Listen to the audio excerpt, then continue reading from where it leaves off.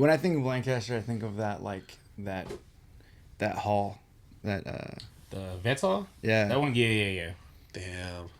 The Vets Hall has a lot of history. The one show stands out to me is we saw Trapped in Rice play there in 2009 to like 13 kids. It was Trapped in Rice. The Trash Talk too. Not that one. That was another show. What? There's a lot of legendary shows happening in AV that people who aren't like old enough don't know, and you tell them, they're like, no, There's no way that happened. there's no way. Yeah. But this specific show it was Trapped in Rice, Alpha and Omega, Piece by Piece, and Damn.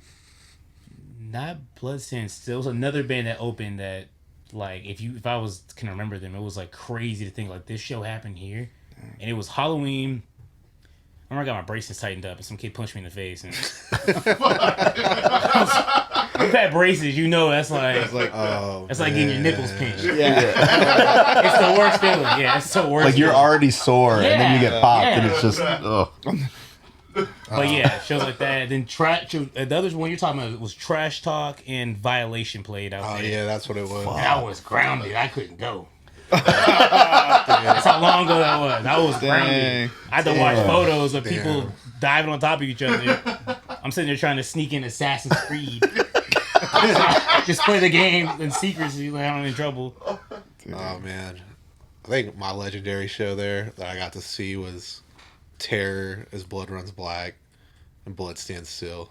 That shit was sick. Yeah, that was a good one. Any show Bloodstained Still played.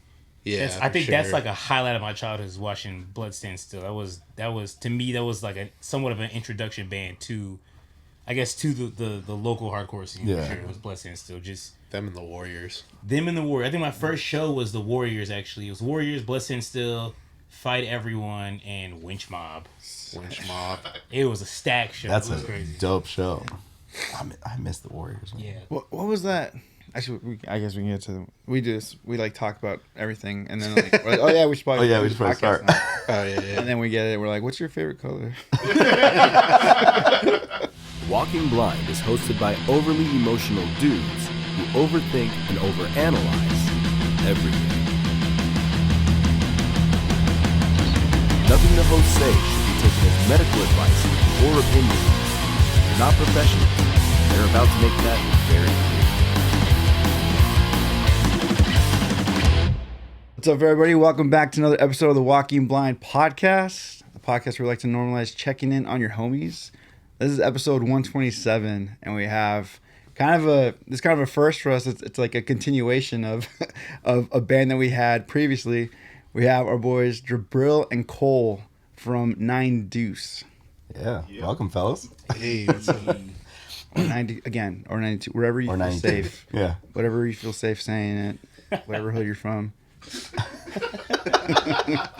Not only 92, you guys play in other bands together, right? Yeah. Like how many bands have you guys played together at this point? In total, me and Cole have been in four. This would be our fourth band together. Yeah. This is my dog. I've been friends with Cole since like 2010, 2011. Yeah, around there. Yeah, it's been years. Well, what was the first band together? The first band was Life for Life. Oh, okay. Yeah, and I remember our bass player quit last minute. We needed someone to play bass, so we went on Facebook. Anybody want to play bass? And then Cole responded. He was like, "Yeah, I'll try it." And his mom dropped him off. It was cute. Hell yeah. Got out with his he had a little bass cab and bass guitar, and you know, guys, we were talking shit. Like, Yeah. We were like, we're here getting dropped by his mom. I'm like, what the heck? I was a younger one. He was definitely a younger one. I was yeah, like yeah. 16. He was sick. You were like 17 because we were all like 19-ish. Oh, okay. Yeah. So we were still young. So we kind of had like cars, or at least we were driving rather than cars we were driving. But his mom dropped him off. We were kind of bagging on a little bit, but he immediately reciprocated the energy because as we bagged on him, he was bagging back, and we were like, "Oh, we found the bass player. That's it. He's This the is one. the guy right here." Immediately. Dude. The question is, what did mom drive back then though? Was it like a minivan or was it like an SUV? You know. I'm pretty sure it was like what ended up being my first car, like an old Honda Civic. Okay. That's not too A bad. little stick shift. Nah, Honda Civic. I drive a Civic now. Civics are cool. Yeah. But we have a drummer. Our old drummer used to have a PT Cruiser. Oh my god. So that that's was bad. yes, terrible. We made fun of him like anytime he pulled up, we were like, "Yo, just walk." We're going to the show. Just walk. Yeah, Find just- a way. just Do not don't- bring yeah. it. Park down the street. Yeah, maybe. something. Yeah. We'll Park at come McDonald's and we'll meet you We'll come halfway. get you. Yeah. Dude, it's like I remember being a kid and being excited to get my first car. Right? Yeah. Like, oh, cool! I got like a Toyota Camry, not a great like awesome car to like flex, but you show up and you're like, oh, I've got a car now. But then I remember seeing a PT Cruiser for sale and being like, nope, never drive that thing. Oh yeah. There was like the PT Cruiser, and it was was it the Pontiac Aztec, that weird ass like square SUV that they had back in the day. There was I that. like And the then Honda Element. The what's the Scion XB? Hey, I drove an XB. I drove an Is that XB. The lunchbox? toaster. Oh, the toaster. The toaster. Toaster car. yeah, It was Yeah. it was ugly, but I was able to fit so much gear in there and take it off roading. Okay, hey, and I was like, all right, this is fine. Trade for trade. Yeah, I totally get it. Yeah, I totally get it. Did you have a sticker? I love my toaster. No, No. no. Dude, you guys can ask Ryan Sears about this. My first car was gonna be, I think it was an '85, because I was just slightly younger than it. It was this white an '85 limousine. And it What? was Ah, limousine. what? Like Dude. stretch limo or like town No, car? like a little Okay. like 3 windows maybe or something. Okay. And so like it came with like these like really like shitty glasses. The lights inside still kind of worked.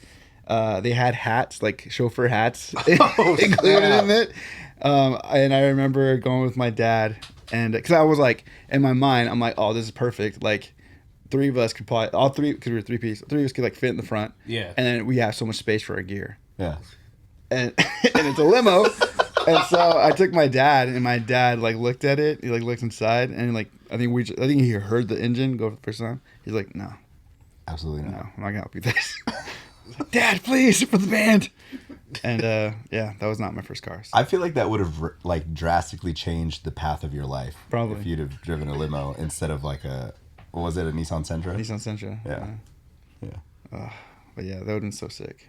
Limo would have been cool. It would have been sick, right? I mean, the space is important. I used to have a Dodge Dakota. That was, Cole. That was the life for life truck. Like we would put all the equipment in there when we were going places, and I mean, that thing went like pretty much all over Southern California. Like we would take it to Cobalt Cafe. We had shows. Rock City. Rock City, Latin Junior. Oh, Rock City. Yeah, I mean, I think sometimes the trade for the space, being in a band, is very important. Yeah. I totally get it. Is Rock City still a thing?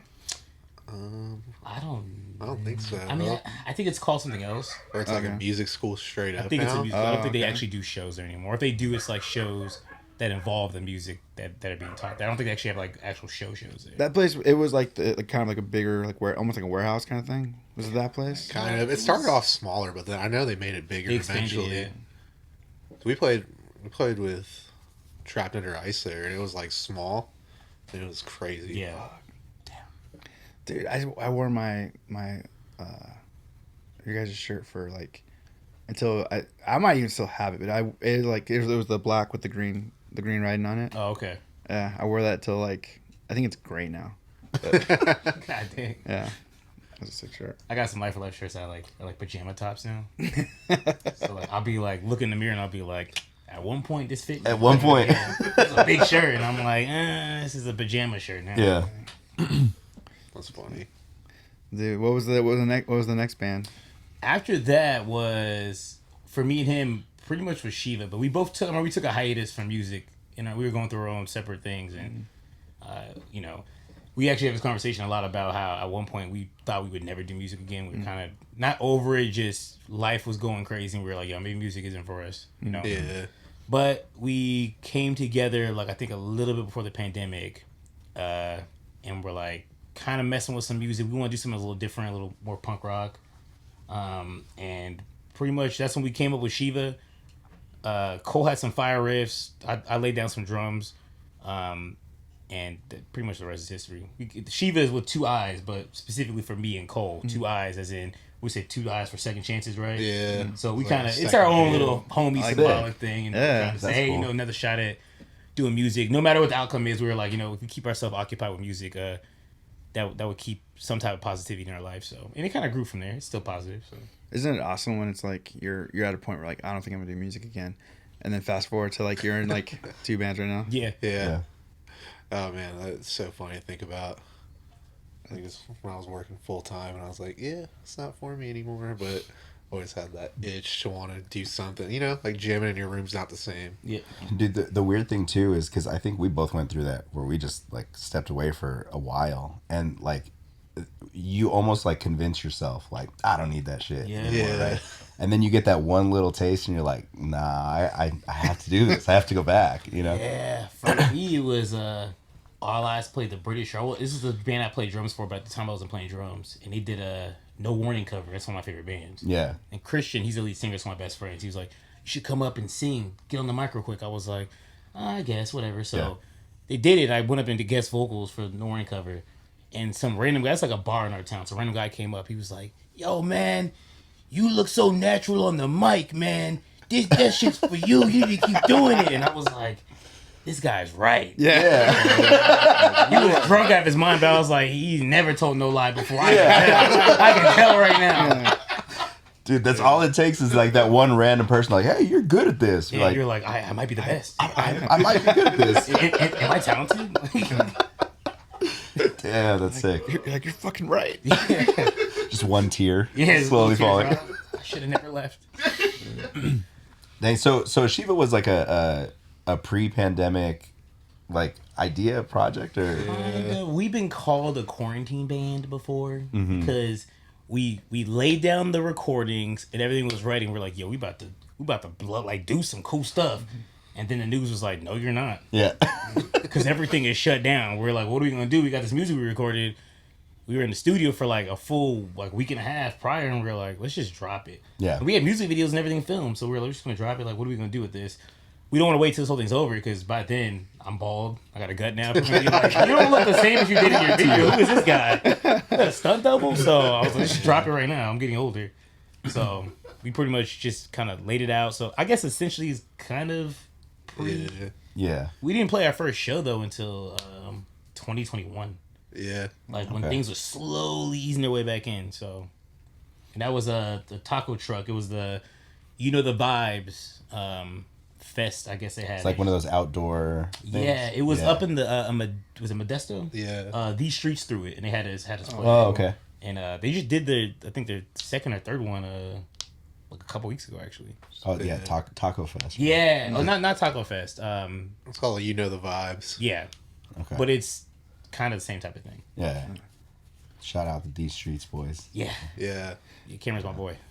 Dude, I'm thinking right now, dude. So Shiiva in '92, like you guys. I mean, clearly it's like okay, this is, she was more in the like the punk vein.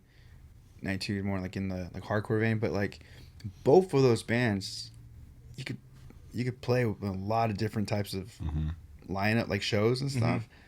That's awesome. That's like, I feel like that's like the move, because I feel like you could play hardcore shows with Shiiva, you could play pop punk shows with Shiiva. Yeah. I mean '92 maybe not so many of the pop punks, but still I feel like it's such a cool sound that I feel like you could be in so many different types of genres. Yeah, yeah. I mean, I think I kind of look at it like if Brandon and Nick were here, they probably and Quinn would probably even vouch. I do look at it like more of a callback to all of our roots because we all have done different types of music, but I feel like the thing that set off our love for music was like just hardcore, like that real like tough stuff. As corny gimmicky as that might sound, but that was the stuff that like got us going initially. So I feel like this is almost full circle, especially because we've been friends with Brandon and Nick for, I want to say almost 15 years also. Like About the same amount of time. like a long time. So you guys are like the two dynamic duos that were just like, fuck it, we're just gonna team up. We've been referred to as a super group before. No, I'm just kidding. But that's how it feels. Like kind of see their talent put together and what me and Cole can offer, kind of piece together to kind of see like, well, what can we do with this? And I know they've been talking about doing a band like that for a while. We've been talking about doing something similar, so it just made sense. It just made so much sense. And you're playing guitar in '92, right? Yeah. So you started on bass, and then were you a guitar player that just played bass, or were you a bass player that played guitar after? Or? I'm definitely a guitar player that started playing bass because all the bands needed bass players, and then Smart move, though. Yeah. Smart move. Yeah. And then when Shiiva started, that was the first band I actually played guitar in. Okay. So it's been fun. It's funny. I always thought it was like funny when like there's, I mean, this is kind of a long time ago, but like guys that were guitar players that were like, oh, I'm not gonna play bass for that band. It's like, well, cool. Have fun not being in a band. Yeah, straight Basically. Good for you. Yeah. Then you got people like Quinn, who is a bass player, like Yeah. bass player. Like you ask him to play guitar, he's like, no. Dude, Why would I do that? I'm playing bass. Like I play bass. Yeah. Well, when you're that good on bass Yeah. though, Yeah. it's like I'm sure he could play guitar if he wanted to. Yeah. But I'm telling. I know I said it on the episode when Brandon and Nick were here, but like I saw you guys play at your first show. Yeah. And he just completely caught me off guard. I was like, what is this funky bass shit that is going on right here? Like I wasn't ready. And I like met him in the parking lot beforehand. He's just so like calm and just quiet. Yeah. And whatever. And he gets up there. I was like, this is ripping. Like while he's up here. So I was shook. I was impressed though. He's good. Got out of body experience when I was watching him play. Especially because you talk to him, like he's super normal. Yeah. Unless you guys are speaking about Face Off, he likes talking about that. But other than that, Classic. it is a classic. Me and him will go just like bar for bar on how corny and good it is at the same time. But then when it's time to play, like it's just like he uses two basses sometimes we play. Like just swaps one out. Be like, whoa. So yeah. Different tunings, or he just like, I think I'm feeling different this one right now. No. I think it's different too. I know one of them's fretless though, so I know he's. Oh, okay. Yeah, depending on what song it is, he's gonna bust it out. So. he's real deal. That's rad. Oh yeah. Yeah. Real deal. Take notes, and Rick. no pick, right? No No pick. pick. Yeah, just callous fingers. I think he's the first bass player I ever jammed with that just plays with their hands. Yeah. He's so good at it though. I mean, for like heavier music, it's very few and far between that can like pull it off. True. And he does it. Especially when you're playing fast and you need like that clarity. It's hard to, just I'll admit this. I'll admit this in front of you guys. So when I'm at the gym, which hasn't been very long, but in my time going to the gym, I'm a like podcast person. Okay. Like that's what I'm listening to. I think you guys are probably the only band right now that is like my gym band.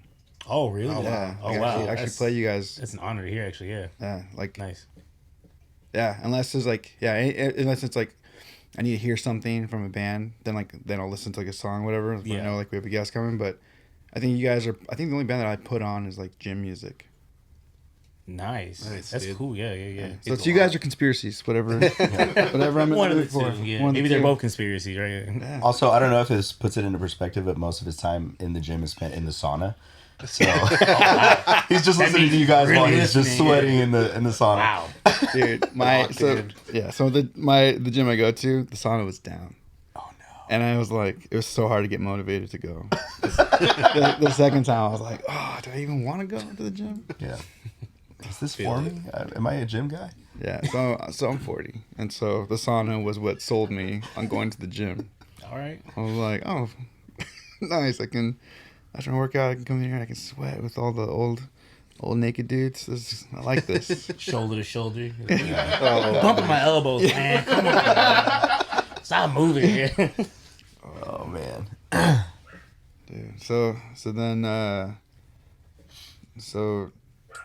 was there anything between Shiiva and Nine Deuce? Pretty much. So all I started a little bit before that.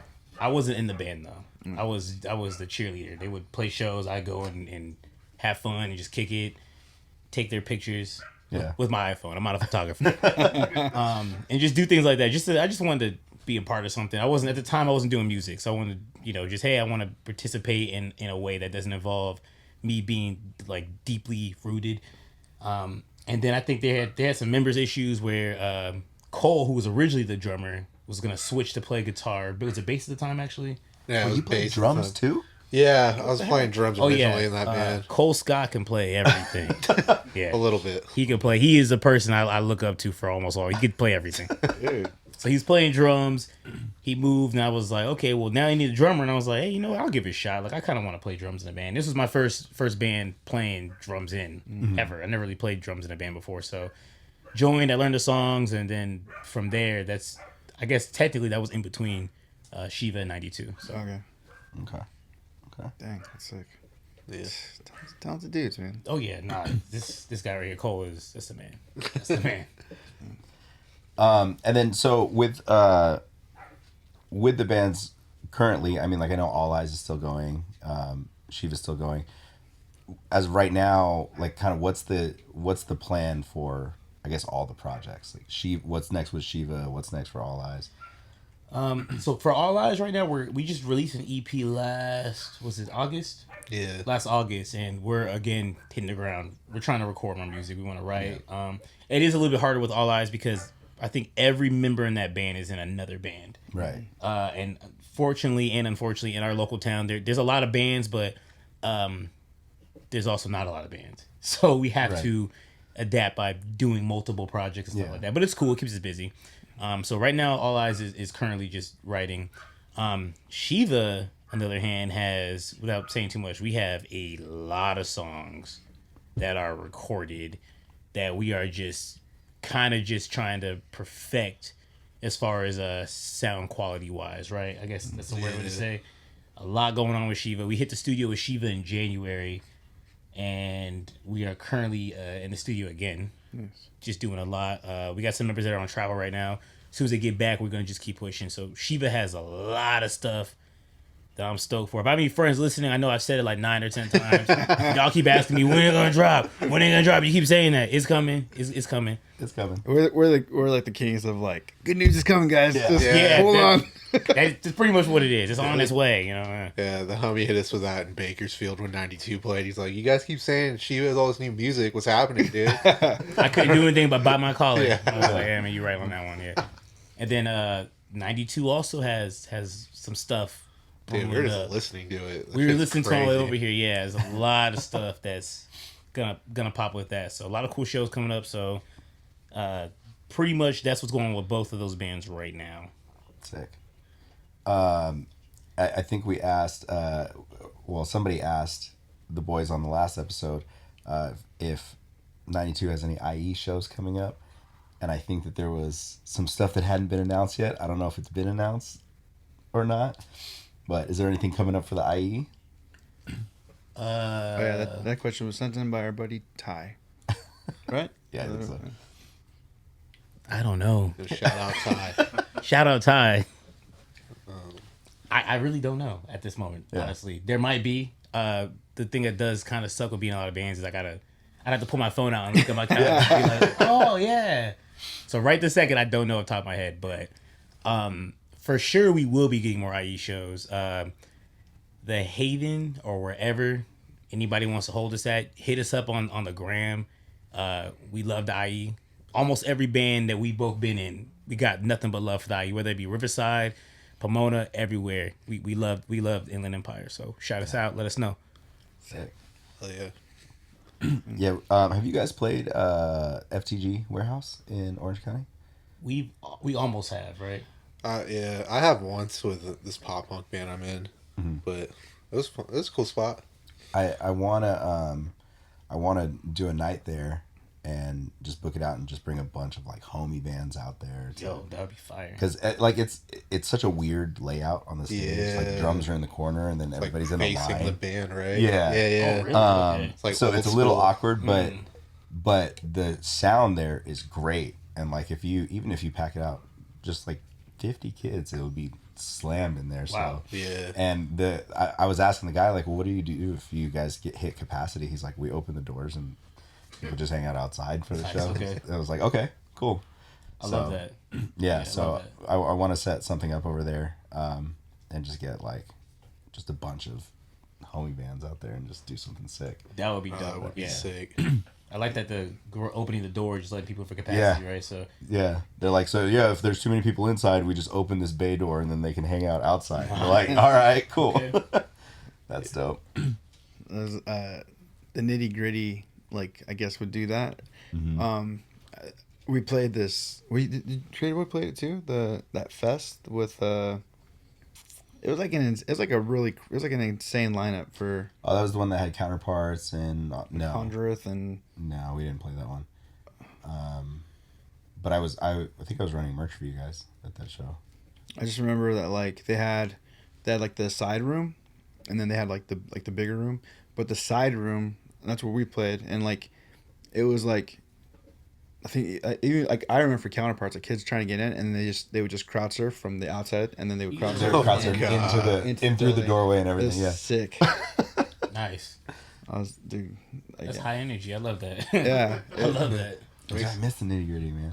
That makes me think of Every Time I Die. I played in Lancaster once, and it was the singer's birthday, and he crowd surfed like all the way out of the venue. Like people were like holding him as they were walking out at the end of their set. That's so sick, dude. That show was sold out. I remember that show. Yeah. I couldn't even get in. I was outside. So, dude, Every Time I Die is a band that, like, you can't really pick out who is an Every Time I Die like fan, and like they're like I feel like people are like diehards with them.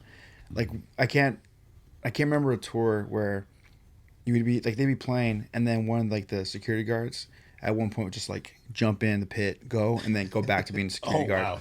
That's sick. Yeah. That's real cool. Yeah, that's real cool. Just like these random people, like people you would not expect, like, you know, like a dad, you know, holding his kid, and then like at some point you see him like put his kid down, go on, just destroy some people, and then go back and being a dad. Yeah, it's like, wow. Yeah, that band was. Have you were you an Every Time I Die fan? Dude, I'll be honest, I was not a big Every Time. Like I like their videos. I always thought their videos were cool. Yeah. And but I just like music wise, I was like, oh, I'm not really into it until seeing them live, and I was like, oh, okay. Yeah, it's like, I get it. That's how it was for me too. Same. Yeah. Every time I die, I listened to them. I was like, yeah. Then seeing them live, I was like, I get it. Yeah. Keith, he's like kind of like a cool like thing that helped me, because I warm up, and then it's always, you know, depending on where you're at, it can be like super embarrassing because like people can hear you, and so he kind of like nicely was just like, hey man, have you ever tried like warming up into a towel? And I was like, no. He's like, try warming up into a towel, like push hard into a towel, because you're not gonna hurt your voice, and it's less embarrassing. He was probably sick of hearing you all the Yeah. time. 1,000%, dude. 1,000%. Every fucking night, I gotta hear this shit. Sing into this. You know what? That actually makes makes sense because you can also hear your head voice when you do that, right? Yeah. It's closer in, so you can actually really hear how you actually sound. So that's actually I might try that. I didn't even think about that. Yeah, it's Okay. It's if like for me, if I remember walking around the town, it's because like one, I feel like people can hear me, and I want to be like respectful / not be embarrassed.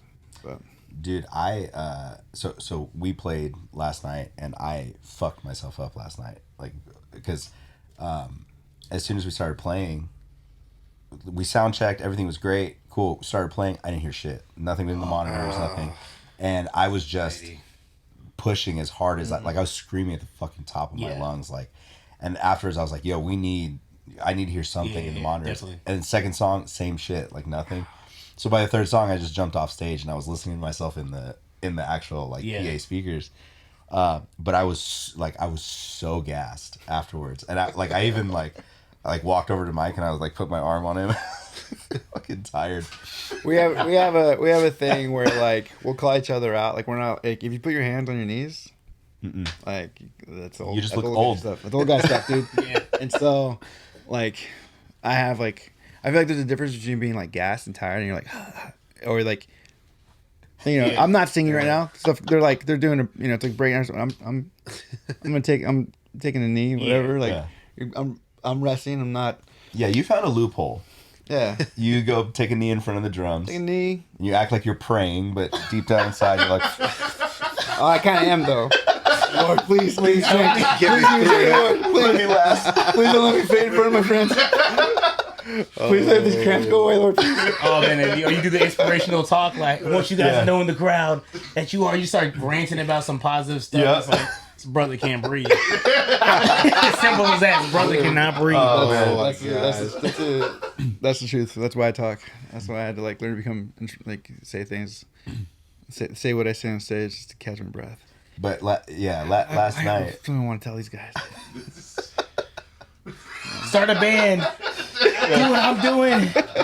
It's worth it. Trust me. I've been doing this since the 90s. Never stopping. Oh man, but yeah. Last night, like warming up saved me. Like I actually like because I had been day drinking all day, so I was like, oh, I need to warm up, otherwise I'm gonna be completely fucked. And I think that's the only reason why I survived. Plus, like, we were the only hardcore band on like a metal show. Oh, okay. So, a very metal show. Yeah, a very You're the only metal band show. without samples. We were the only band without a laptop Yeah. on stage. Oh, Sick. It was like, okay. With the bass player? Yeah, that too. Wow. Oh, they had the MacBook bases. Yep. And then it was like the whole show, like the bands that played ripped, like they're all really good at what they do, but like you would see the bands play and it's just two dudes up front just fucking shredding, like just statues, but shredding, like fucking headbanging. And then here's us, like hardcore band, like, all right, we're gonna jump around and fucking Hell yeah. move and shit. And then we're like, okay.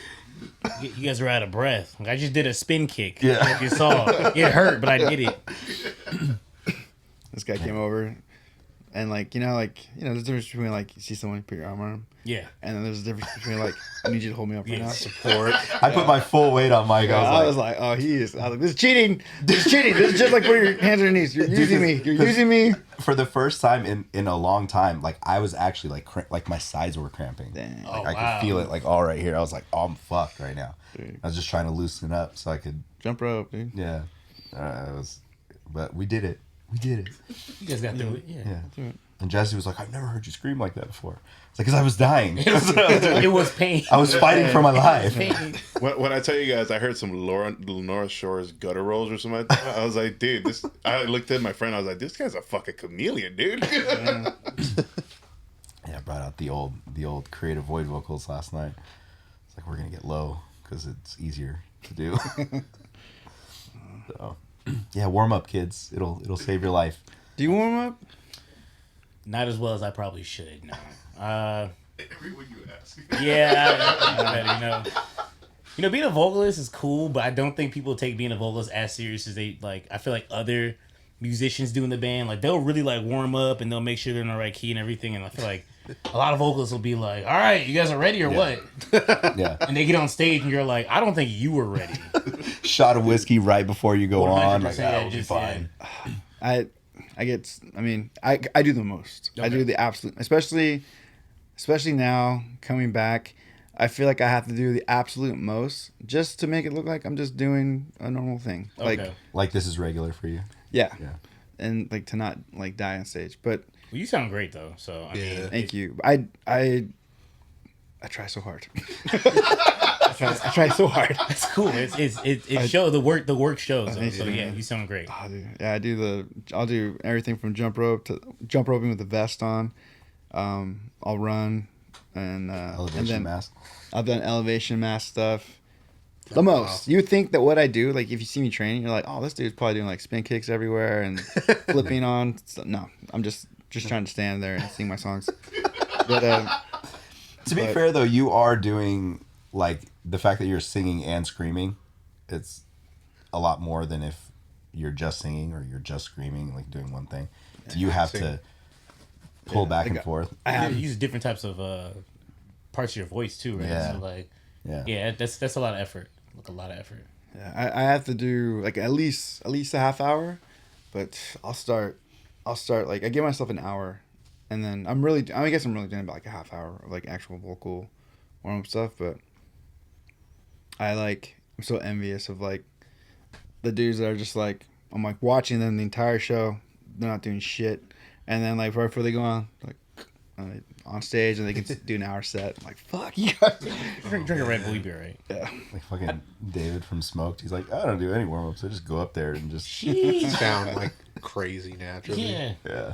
I think the closest thing I'll do to like warm up, if anything, if we got an out of town show or even if it's local, and I'm gonna be driving by myself, I'll put on like, depending on the band, if it's like Shiiva where it's like a little more melodic, I'll put on like R&B music. Cool. I feel like R&B music is easier to control. They float up and down across the lyrics, so it's not the lyrics, across the songs.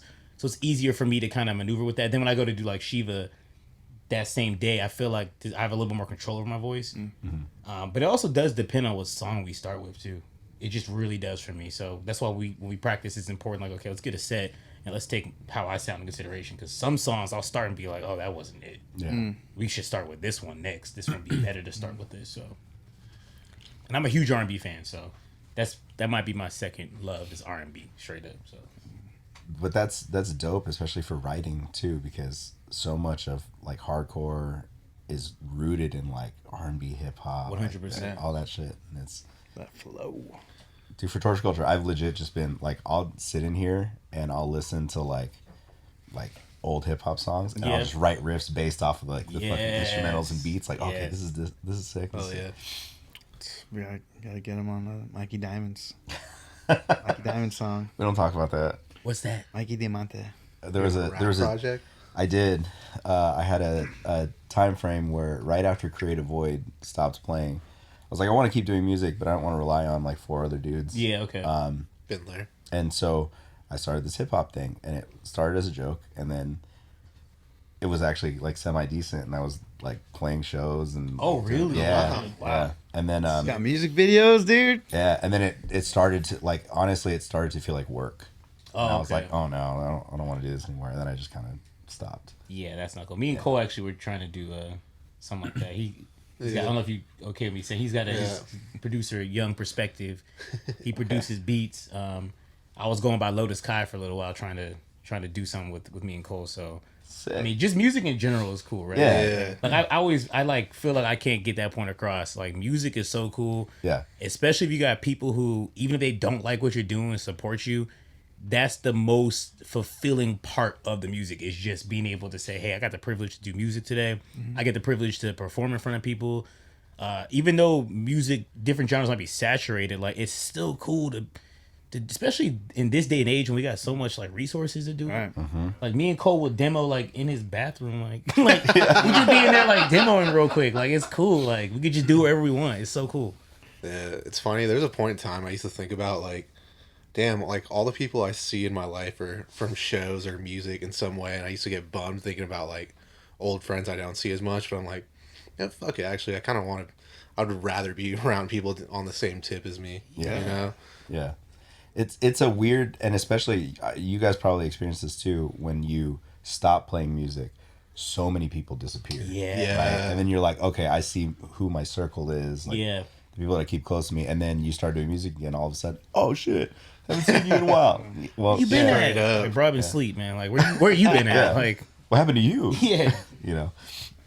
But yeah, like the Mikey Diamonds thing was like it was fun, and it was so I was born here, but pretty much grew up in the South, like grew up in Atlanta, everything like that. Ooh, okay. So I was like that like nerdy kid that would sit in the back while everybody was freestyling and like rapping and producing beats and stuff. Okay, like that. So I okay. was like taking notes, right? Oh, nice. And then so when the Mikey Diamonds thing started, I had just gotten off of Warped Tour. I had ran into somebody who like basically gave me that nickname. I always hated it. Okay. But it's because I used to always have like the diamond earrings in. Okay, And I okay. even had like the snake bites, and I had the little diamond studs. in Okay. there. A little weird, but it was, it was what it is. And somebody called me Mikey Diamonds, and then it just stuck. And I was like, all right, cool. We'll run with it. And then, so I like the first song I worked on, I showed it to the guys in Creative Void, and they were like, what is this? This is ridiculous. But Steve, our drummer, was like, oh, it's actually not bad. Just do some more songs, right? I was like, all right, Steve. And then it just became a thing where like I would freestyle with people, I would rap with people, whatever. Okay. And it was just like I liked the wordplay and like getting your brain to like kind Yeah. of fire faster. It's a And skill. yeah. Oh yeah. Now I haven't rapped in long enough that I'd probably be so lost. Yeah. Rhyme the same thing all the time, but Hey, rappers do it all the time. It's all right. Sometimes we on the way back from shows, we used to cipher. Sometimes Yeah. with Shiiva, we'd be just going back and forth, just ciphering. And then I don't know if you guys heard of Joe Snapped. You guys know who that is? Mm-hmm. Joe Snapped, local MC in our hometown, but he's one of the when it comes to content and just being a crazy rapper, he is the dude out there. So yeah. I think about him a lot when it comes to ciphering. I would love to do some music with him soon. Yeah. He filmed our short video for Shiiva. No, I filmed the stomp one. The stomp video. I'm sorry, that's right. He like freestyled at the end of it. It was pretty sick. Yeah. That's dope. That's But dope. yeah, I thought he was gonna be a star one day. I Yeah, swear. definitely. He's Without fucking doubt. killer.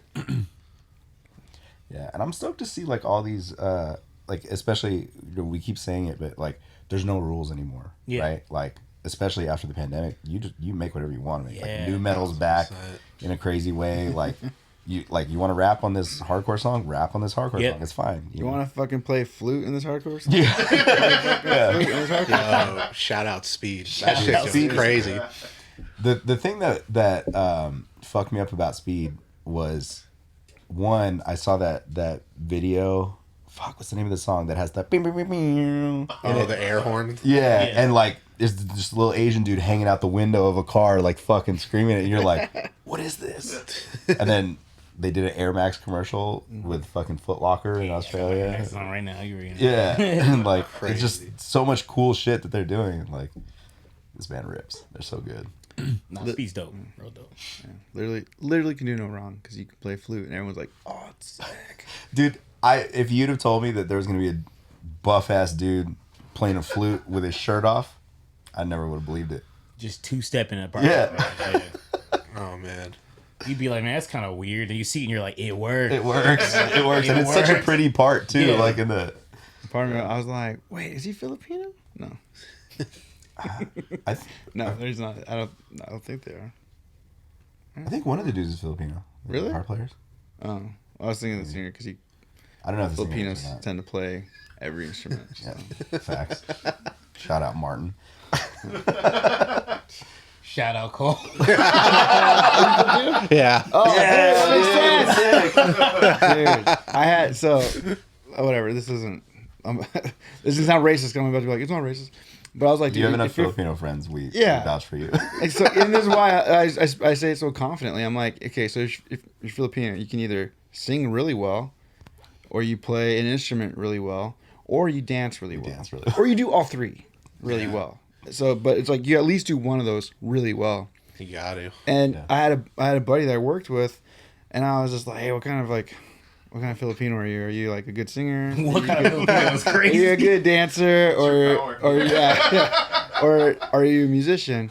He's like, oh, dude, I don't do any of those. I was like, no, like come on, like which one do you He's like, you I'm do? a nurse. He's like, no, he's like, I really don't. I don't sing and play instruments. I don't really dance. And I was like, oh, what? I was like, dang, well, fuck, fucking asshole. You're an anomaly at least in my life. Oh, for sure. And then later on, like a year later, we're like talking, and he's like, you got to see this, like when I was a part of this b-boy dance group. And I was like, You lying mother. he's like, he's like, well, that's like whatever fun dance. I was like, I don't just casually have like, I'm not like, I can just join some like group of guys that dance. It's like, dude, he's like, oh yeah, he's like, no, I just did it for fun. I was like, you just compete? He's like, well, I mean, yeah, with like local things and blah blah against other. I was like, dude, fuck you, man. Like that's not. Yeah, I was just in the Jabberwockies. Like, serious, man. Relax. We wore these masks. Yeah. It is so funny. Like older Filipino family members, a lot of times when they have company over, it'll be like, ask the kids to entertain the company that's there. So it's Oh, like, so you dance for yeah, me like too? dance or play a guitar or whatever, you Yeah. know. And then the singing thing. My family growing up, at least, there's karaoke at like all the family parties, so I can see that as well. I'm like a black thing too, because I didn't grow up in the South necessarily, but my family's from Tennessee. Okay. So it'd be the same thing with, come on in and show them that dance you know. And next thing you know, I'm in here jerking or something. I'm like, what? What am I doing? Doing a Cabbage Patch? All the cousins and stuff? Just traumatized. Yeah. Dude, I still like Philip, my cousin. I remember he's like a couple years younger than me. And as kids, Filipino party, Christmas party, the whole clan's there. And they're asking everybody to dance, right? And I was like, nah, I'm not going to dance. So they start like taking a hat out, like putting money in this hat. Come on, and you dance. Like, no. And then Philip was like, oh, there's $5 in there. Let me dance. And I was like, oh, dude, you need to wait it out. Like, they're going to fill the thing up. He's like, no, I'm going to dance. So Philip goes out there and dances, gets $5, right? Cool, whatever. And they're like, Mikey, come on, dance. No, it's like, okay. I made $150. Woo! And Philip was like, how come he made so much more money? Yeah. I can't dance either. I was doing like You some danced weird, that night. Yeah, that night I Bands danced. made him dance that night. He was dancing. I was I like, might have been mad at you. man, 7 years old, $150. That's Yo. a big deal. You're a millionaire. Yeah. Yeah, I don't know what happened to that money. I feel like my dad took it. Was like, okay, I'll hold it for you. That's the biggest scam. Parents always Going do in that. bonds. Yeah. Yeah, we're gonna give you an IRA. College fund. What is that? College fund is crazy. We're gonna give you a college fund. We got a college fund for you. Dad, I didn't go to college. What? Yeah. Some Mike Levy dance for money. Yeah. I always knew you did. Just didn't know. I didn't dance good, but I did do it. Most of The dancing thing skipped me. I didn't get that type of Filipino blood. I think I feel like I learned to dance at weddings. Mm. I feel like it's the only time my family's like super conservative, Quinceañeras. and so you know what? I've never been to quinceañera. What? Yeah, I've just been to a ton of weddings, and like birthdays of people that just happen to be like 15, but it was never like a quinceañera. I think it's because my family's more like Peruvian. I don't know if that was a thing. But Oh man, no, that's funny. I think it was like 7th grade. I had like a weird hippie teacher, and it was my PE teacher, and he had us do like, it's part of the curriculum. It was like ballroom dancing. It was so random, but we were all like dancing in the gym. It was funny. It was like my first time really like dancing like that. Do you still know how to do it? Nah, yeah, actually a little bit. I was gonna say, I bet you do. Yeah, the muscle memory's still there. Dude, for a while I was like, yo, now that I'm older, it would be sick to know how to do all these like swing dancing and shit like that. So you show up to like your homies' weddings and just, you know, hey girl, let's dance, you know, whatever. Yeah. Start dusting Pull somebody's everyone. aunt from out of the crowd, you know, hey, come on. You know? But I'm a taken man now, so I don't think about those things anymore. Mike shows up with his own rose in his mouth. Yeah. Shirt's like 6 buttons undone. I danced a lot at my wedding. We all danced a lot at your wedding. Yeah, For no reason. for no reason, dude. I was sober and I was dancing. Just having a good I had time. a good time. Hell yeah. Sick. Dude, so I don't know if you guys saw me. Like this entire time I've been on my phone, I've been trying to find where I'd like to find archived I have it. stories. I know, but I just want you to know that I found it on my own. I'm proud of you. Thank you. You can ask questions then. I don't internet very well, or like I don't Instagram very well. I don't know, man. I be seeing those reels and those TikToks you guys be making for the band. That's these guys. That shit's great. That's these guys. Oh man, you should see some of the new ones. I've never. So we have a song called "Buried" coming out. By the time this episode drops, "Buried" should be out already. Dope. And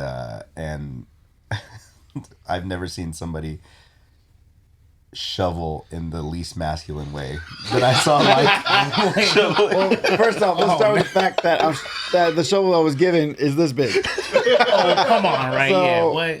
I don't know what kind of masculine shoveling is supposed to be done with that. Little Fisher Price shovel. Yeah, that's what I'm saying. Like, I was like, because we were at our other guitar player's house, and I was like, "Hey, do you have a shovel?" And they're like, "We do have a shovel." And then Sylvia comes out of the house with this like tiny. I was like, "What the fuck is that?" It's like basically a longer, little. A little trowel. Yeah, it's rad.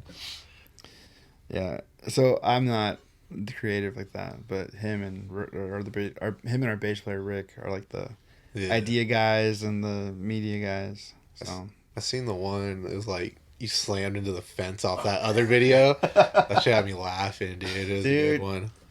so I feel like he didn't commit. The fence. Yeah. Yeah. Well, because the fence we picked, it had like the bar was like at face level. yeah. Oh Okay. no. And so it's like You'd have been fine. I would not have been fine. And so yeah, I was like, this is gonna like the give is like not at my face. It's like Yeah. at my body. So anyway. Dude, I fell down this rabbit hole just watching all those like transition videos of Yeah. like TikTok and there's so many saved that I'm like, we got to do all these.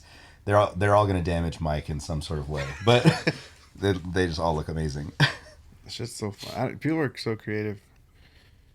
Actually, speaking of, who's the creative guy for you guys' stuff, especially for Shiiva? I feel like that has We all pretty much have our own, I guess, our own input on a lot of things. But when it comes to music videos, we collab. But typically, it's like, I want to say it's mainly either Cole or me. It just depends. It just very much depends. For TTG, it was pretty much, who was that? Like me and I thought it was me and you. Okay. And then for sure. I'm trying to think all our videos. We got so many videos. Yeah. For short, that was you guys. I Yeah. literally pulled up to. I was like, "Tell me what you do." They had me on the roof. That was like one of those like we're just gonna make a cool live cut video. Like we'll film the show and then have you mouth the words or something simple. There's just one scene where my eyes are so wide. And I don't remember how I did that. And they freeze frame and they're like, "Is this you?" I'm like, "Come on." People were sending us screenshots. They were that sending day. That shit's screenshots. so Somebody was funny. like, "I'm scared," and I'm like, That's amazing. I don't remember. I was like, the guy who directed, I was like, "Did you edit that?" He was like, "No, that's you." That's how big your eyes can get. You're like, why'd you make my eyes do that? Yeah, why would you do that to me? It scared me too. I was like, "Oh God." For like the 92 video, it was like you and Nick, right? For pretty much, that was mainly Nick actually for that video, as far as I know. That was mainly Nick, and the person who directed it also. He came up with a lot of fire ideas that we were like, "Oh, we didn't even think about that." So That was the one that was shot in like that warehouse. yeah. I mean, I don't know. We kind of like we were brainstorming. What are we gonna do? And then Nick was like, "Warehouse," and we were like, "Yeah, why didn't we think of a warehouse?" So yeah, we just kind of hashed that out real quick. That was a fun time though. It's funny. We were joking because like I kind of like stepped away from the band for a little bit because I had some stuff going on. But like the first time I came back was for that video. I'm like, damn, this is the first time we're jamming as a 5-piece and it's for a video shoot. Technically, yeah, it was the first time we actually were all together. Sick. I mean, it happens like that sometimes though. You just walk away, come back, and then it just Yeah. it's bigger. Do you guys have any more plans for 92 videos, or are you guys gonna wait for new music? I gotta keep it on the low. Yeah, we gotta keep that low key right there. Don't you love when people say that? I can't speak on it right now. Yeah, yeah. Great question. Moving on. But then like 6 months out, we're gonna be like, big news soon. Yeah. Coming soon. Yeah. Remember that thing we talked about 6 months ago? It's happening. Just about. It's almost here. So when it came to the 92 record, what was that writing process for you, like lyrically? Well, so the idea, and I'm sure that the other fellas, they kind of spoke on it, and actually they did speak on it a little bit from what I saw, but the idea of 92 was basically the riots of 92, right? It was supposed to touch base on that. And I thought that I've written for 2 other bands. I've written the lyrics for Shiiva, and I've written the lyrics for Life for a Life back in the day. And I feel like one thing, those 2 lyrics, or those 2 things, and even though I think it's cool and fun to write them, I wanted to write something that was super personal that I feel like I can state that maybe only someone like me could experience, while also on a surface level, other people can understand and comprehend. Right. And I felt like writing the lyrics for 92, the process was someone who was around this era, who experienced something back then, how would they speak on the behalf of all this stuff? How would they be able to express how they feel? And a lot of stuff was stuff that people still feel today. Yeah. Just on a different level. And there's one track called Imposter. It's the last track on the record. And if you guys are familiar with W.E.B. Du Bois, he speaks on the concept of double consciousness. Mm-hmm. And I think me and Nick spoke about this because it's one of my favorite concepts.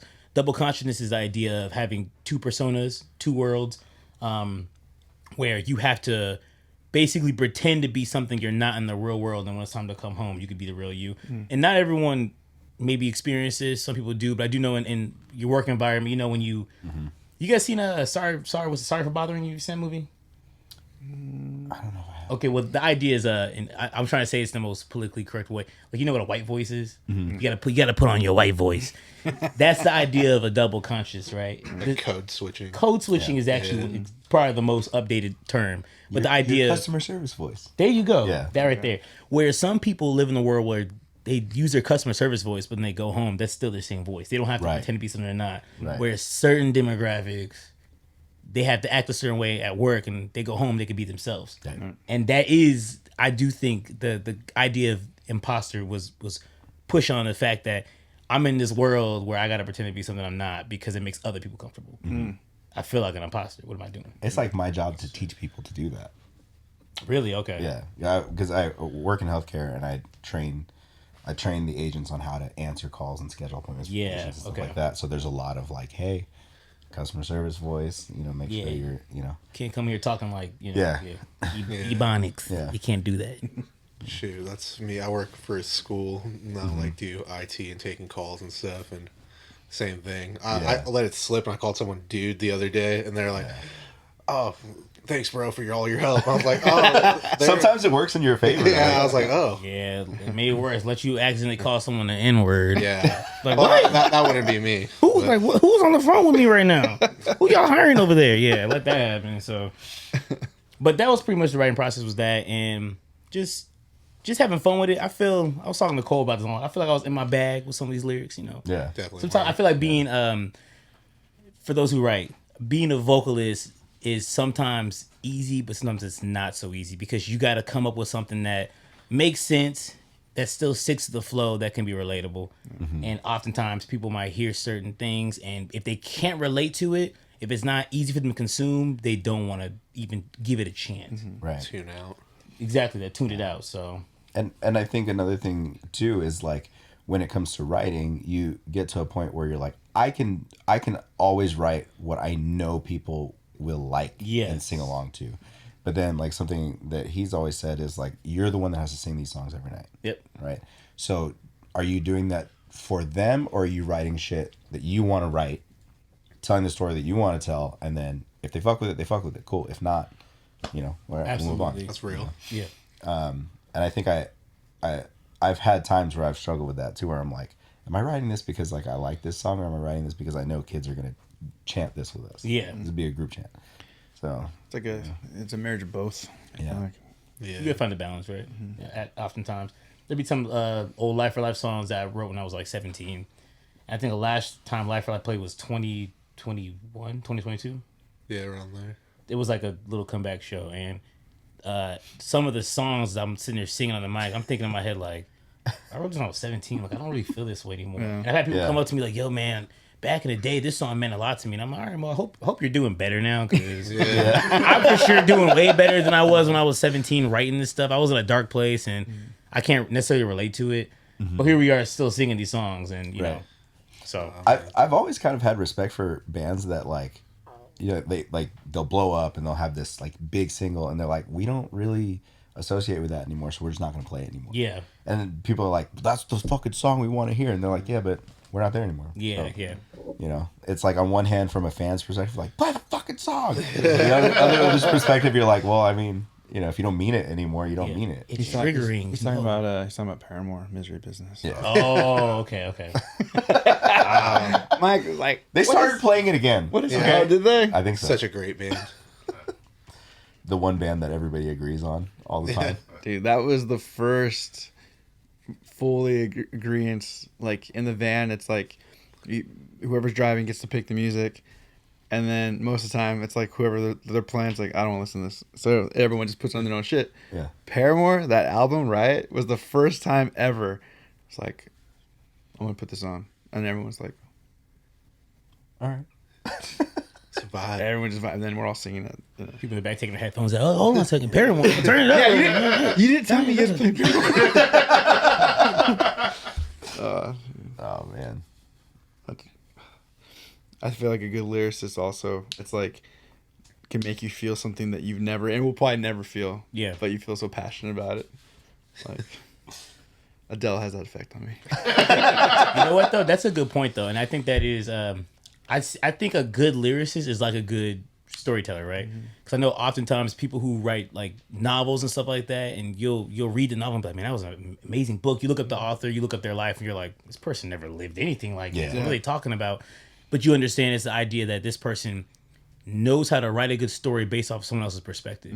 Which a lot of Shiiva songs are built that way. A lot of those songs are like breakup songs, and they're songs that I personally never, at least currently, have experienced anything like that. But they're songs that I feel like I put together for a way for some of my friends or people close to me who, at that time, don't know how to Yeah. Articulate there you shit, go, yeah. articulate or explain how they feel. I'm like, well, I can help you. Like, let me Yeah. put this down. I have a close buddy of mine that the first Groove EP was pretty much written for, and he big buff tough dude, mad tattoos, and he's like, man, that song did things for me, man. And I'm like, man, I wrote it for you, man. love You were that. going through something, man. I love my that. boy. I got you. So I think that's an excellent thing. I think Adele actually is one of the people where she writes a lot of stuff, and some of the stuff she's going through, some of the stuff you're like, I don't think she really lived that one. Yeah. But she was able to. You can feel it when she's going through it. You can feel it, you can hear it, yeah. Because man, those vibratos, woo But even so, you know, I think Jill Scott. I don't know if you guys listen to Jill Scott, but she does that too, where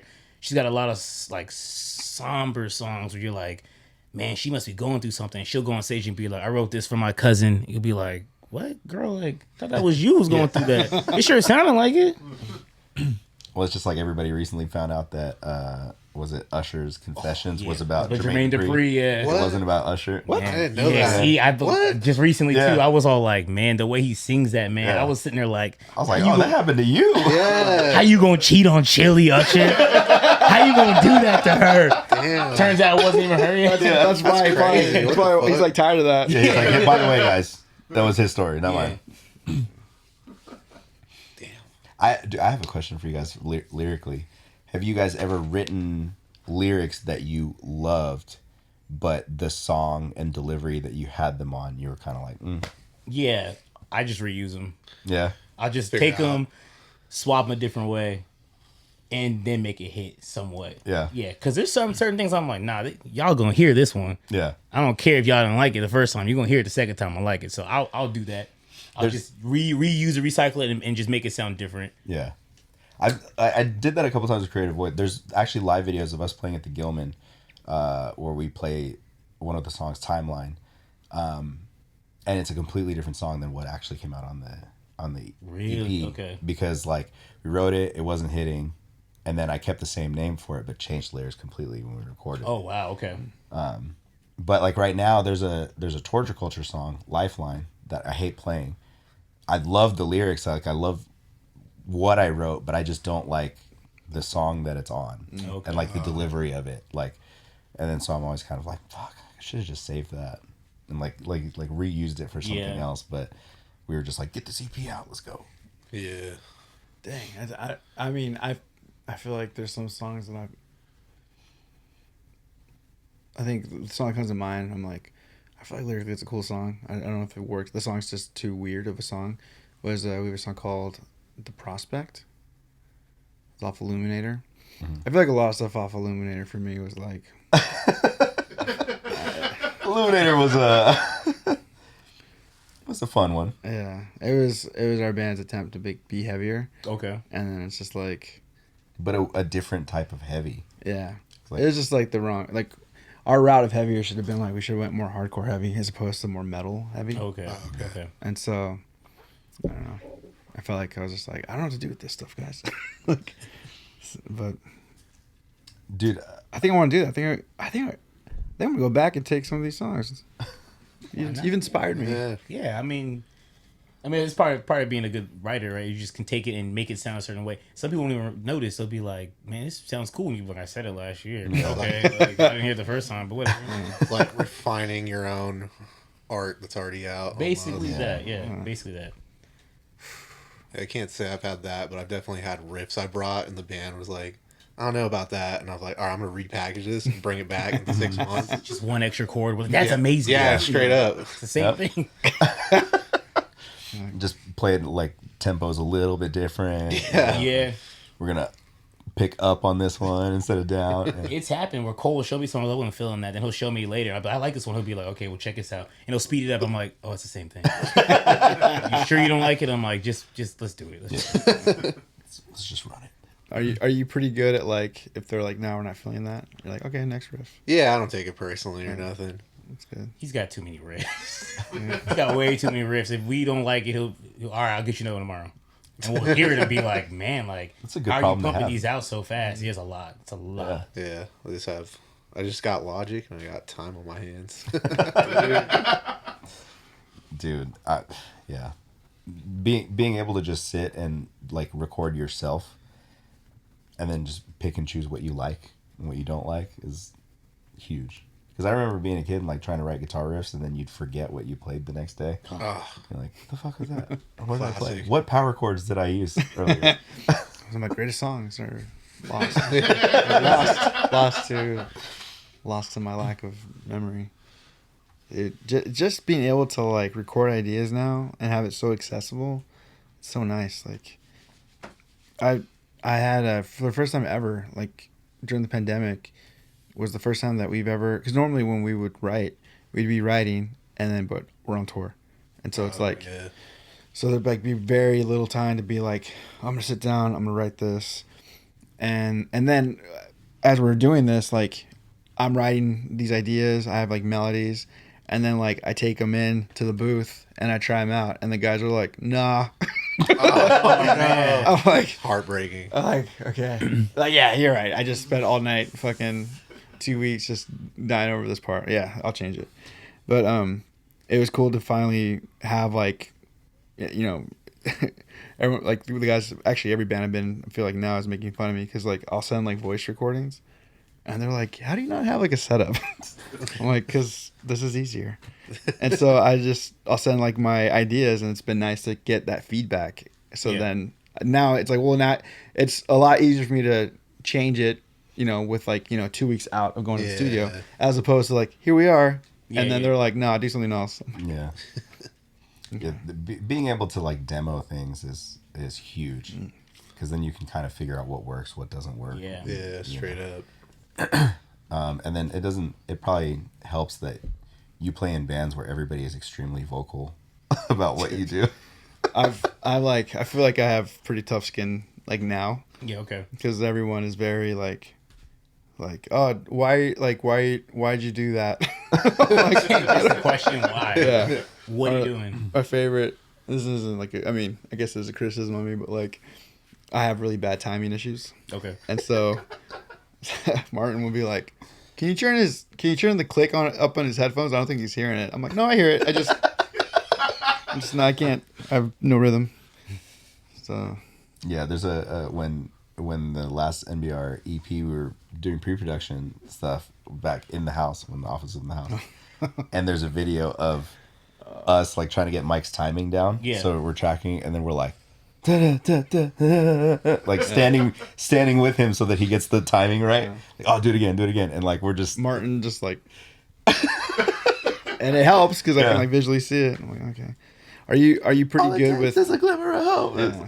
Well, are you pretty good with like if you bring a melody or something, like do that guys kind of let you do your thing, or is there like input? Or criticisms? For the most part, no one really says much. I'm pretty much laid down. If someone does say something, I'm pretty open to it. I'm very open-minded. But for the most part, I lay it down and everyone's like, yo, sick. That was fire. And I'm like, oh, man, cool. I started thinking earlier, like, maybe I'm good at this. I don't know.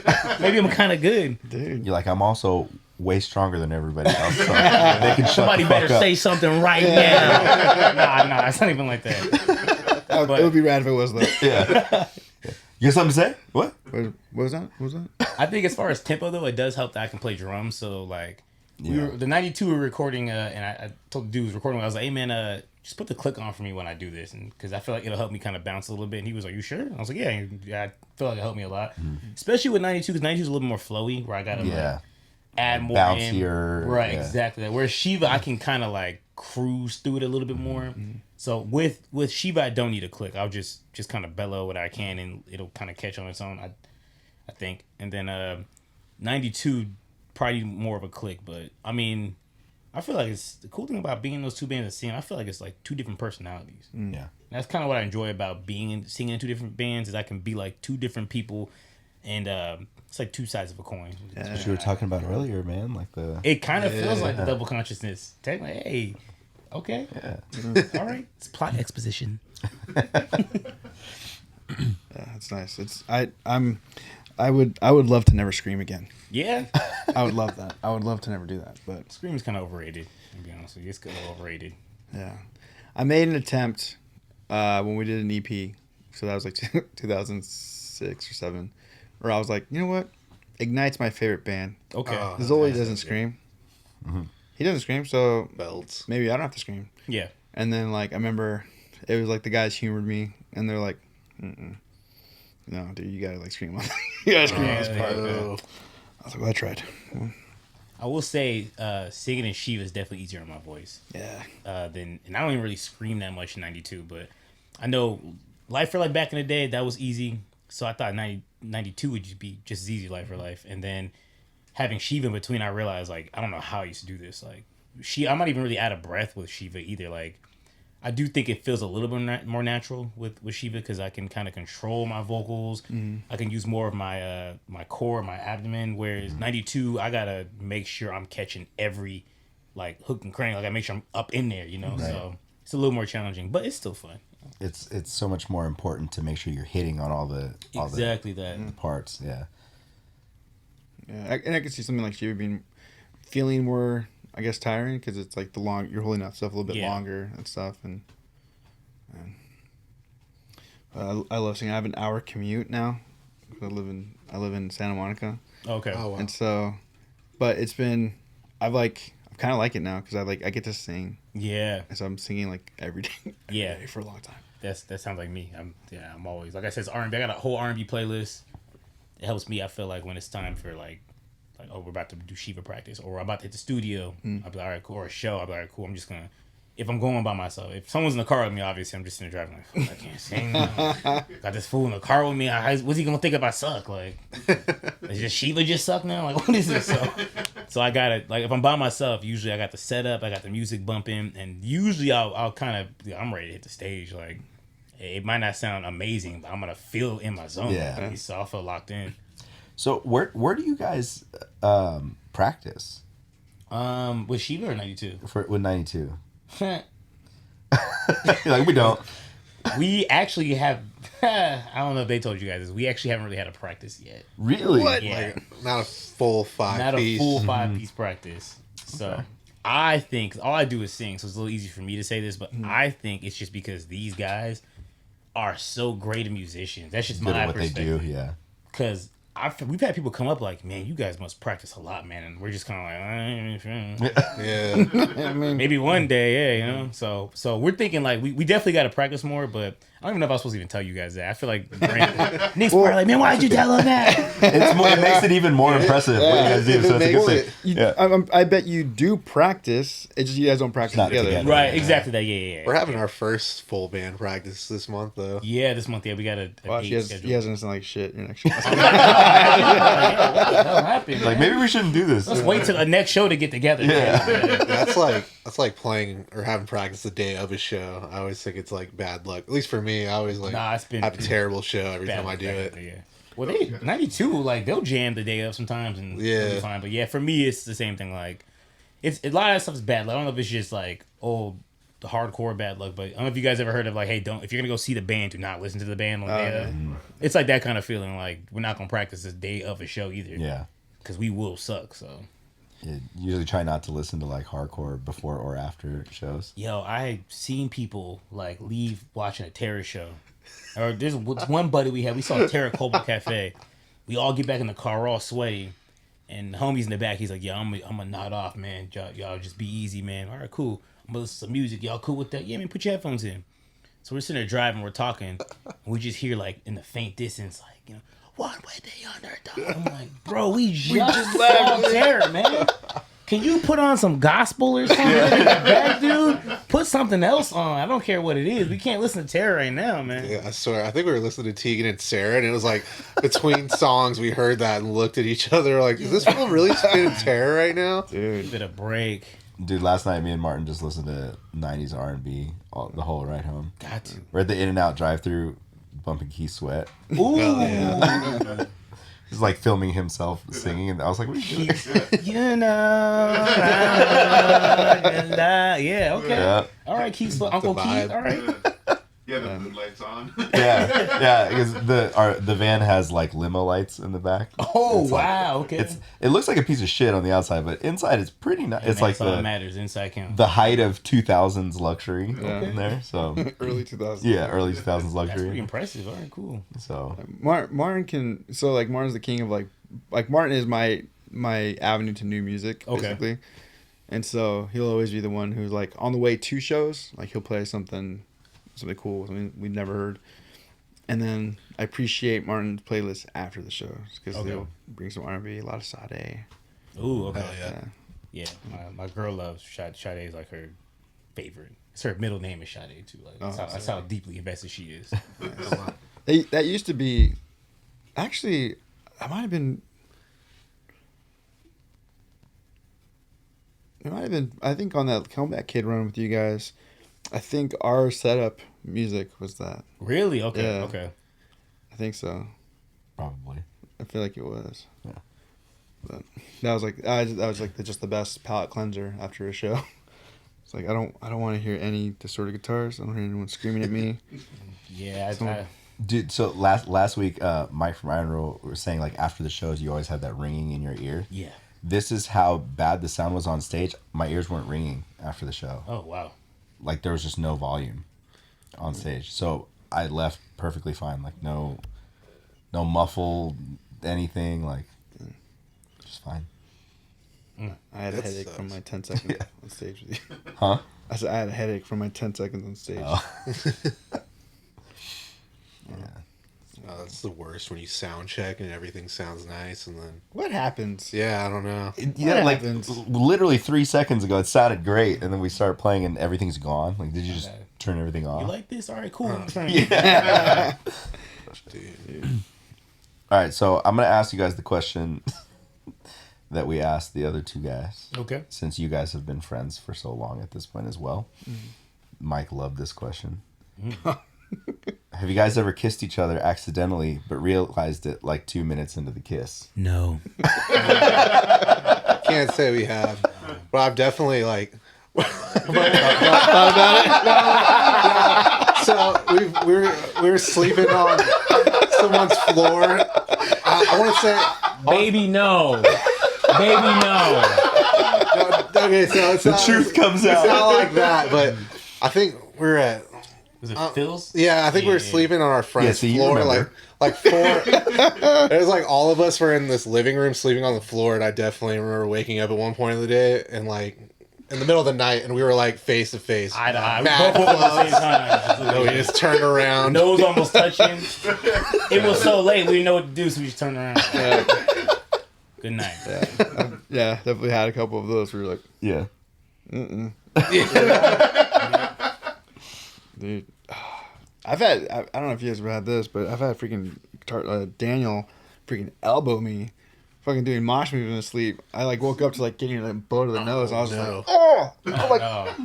I was like, you fucking hit me. Just hit him. I didn't wake woke up up from to, our guitarist Renee. He sleeps barefoot. I woke up to his foot in my mouth before though. Oh, Fine. Yeah, That's a fight. Post show? I almost went home, man. You got to find a way to get me home right now. I'm not doing the rest of this. Oh. Was it after the show? Yeah. Oh, man. Post show He foot. showered though. Did he? Still, Okay, it was just okay. kind of like, you sitting there like pulling hair from your like. Would you dip your toe in? Yeah, nah, yeah. All Yeah, like that's my body lotion. Yeah. Nah, dude. yeah. I used to have to spray my dudes. I used to carry Febreze with me on tour, and every now and then, like, hitting shoes, hitting dudes. Cole used to have this candle thing that you keep in the van. What was it called? You could still get them, but like it Also, the mothball thing. yeah, it was like that. Yeah. He sneak it somewhere in the van, but it smells good in the van. And Cole be like, I know it does. He'd have something like tucked under. Yeah. Like, dang, it must be rank in here. You gotta hide it, like. Dude, the worst is like when you have like your 3-4 day old show clothes. Yeah. And they're like stiff. You have to take them out and like kind of wet them or like shake them off so you can put them on. We gotta watch these. You just let your body heat eventually melt it to your skin. Oh man. All the shirts have like the white sweat marks on them God, and that's how everything. one time our van broke down in was it Death Valley? Oh yeah. We were on tour with Agitator, and the van broke down, and you guys are familiar with Death Valley, but it's called Death Valley for a reason. Yeah. Yeah. You're not getting out alive. So we called the tow truck, yo man, the van's broken down. We need help.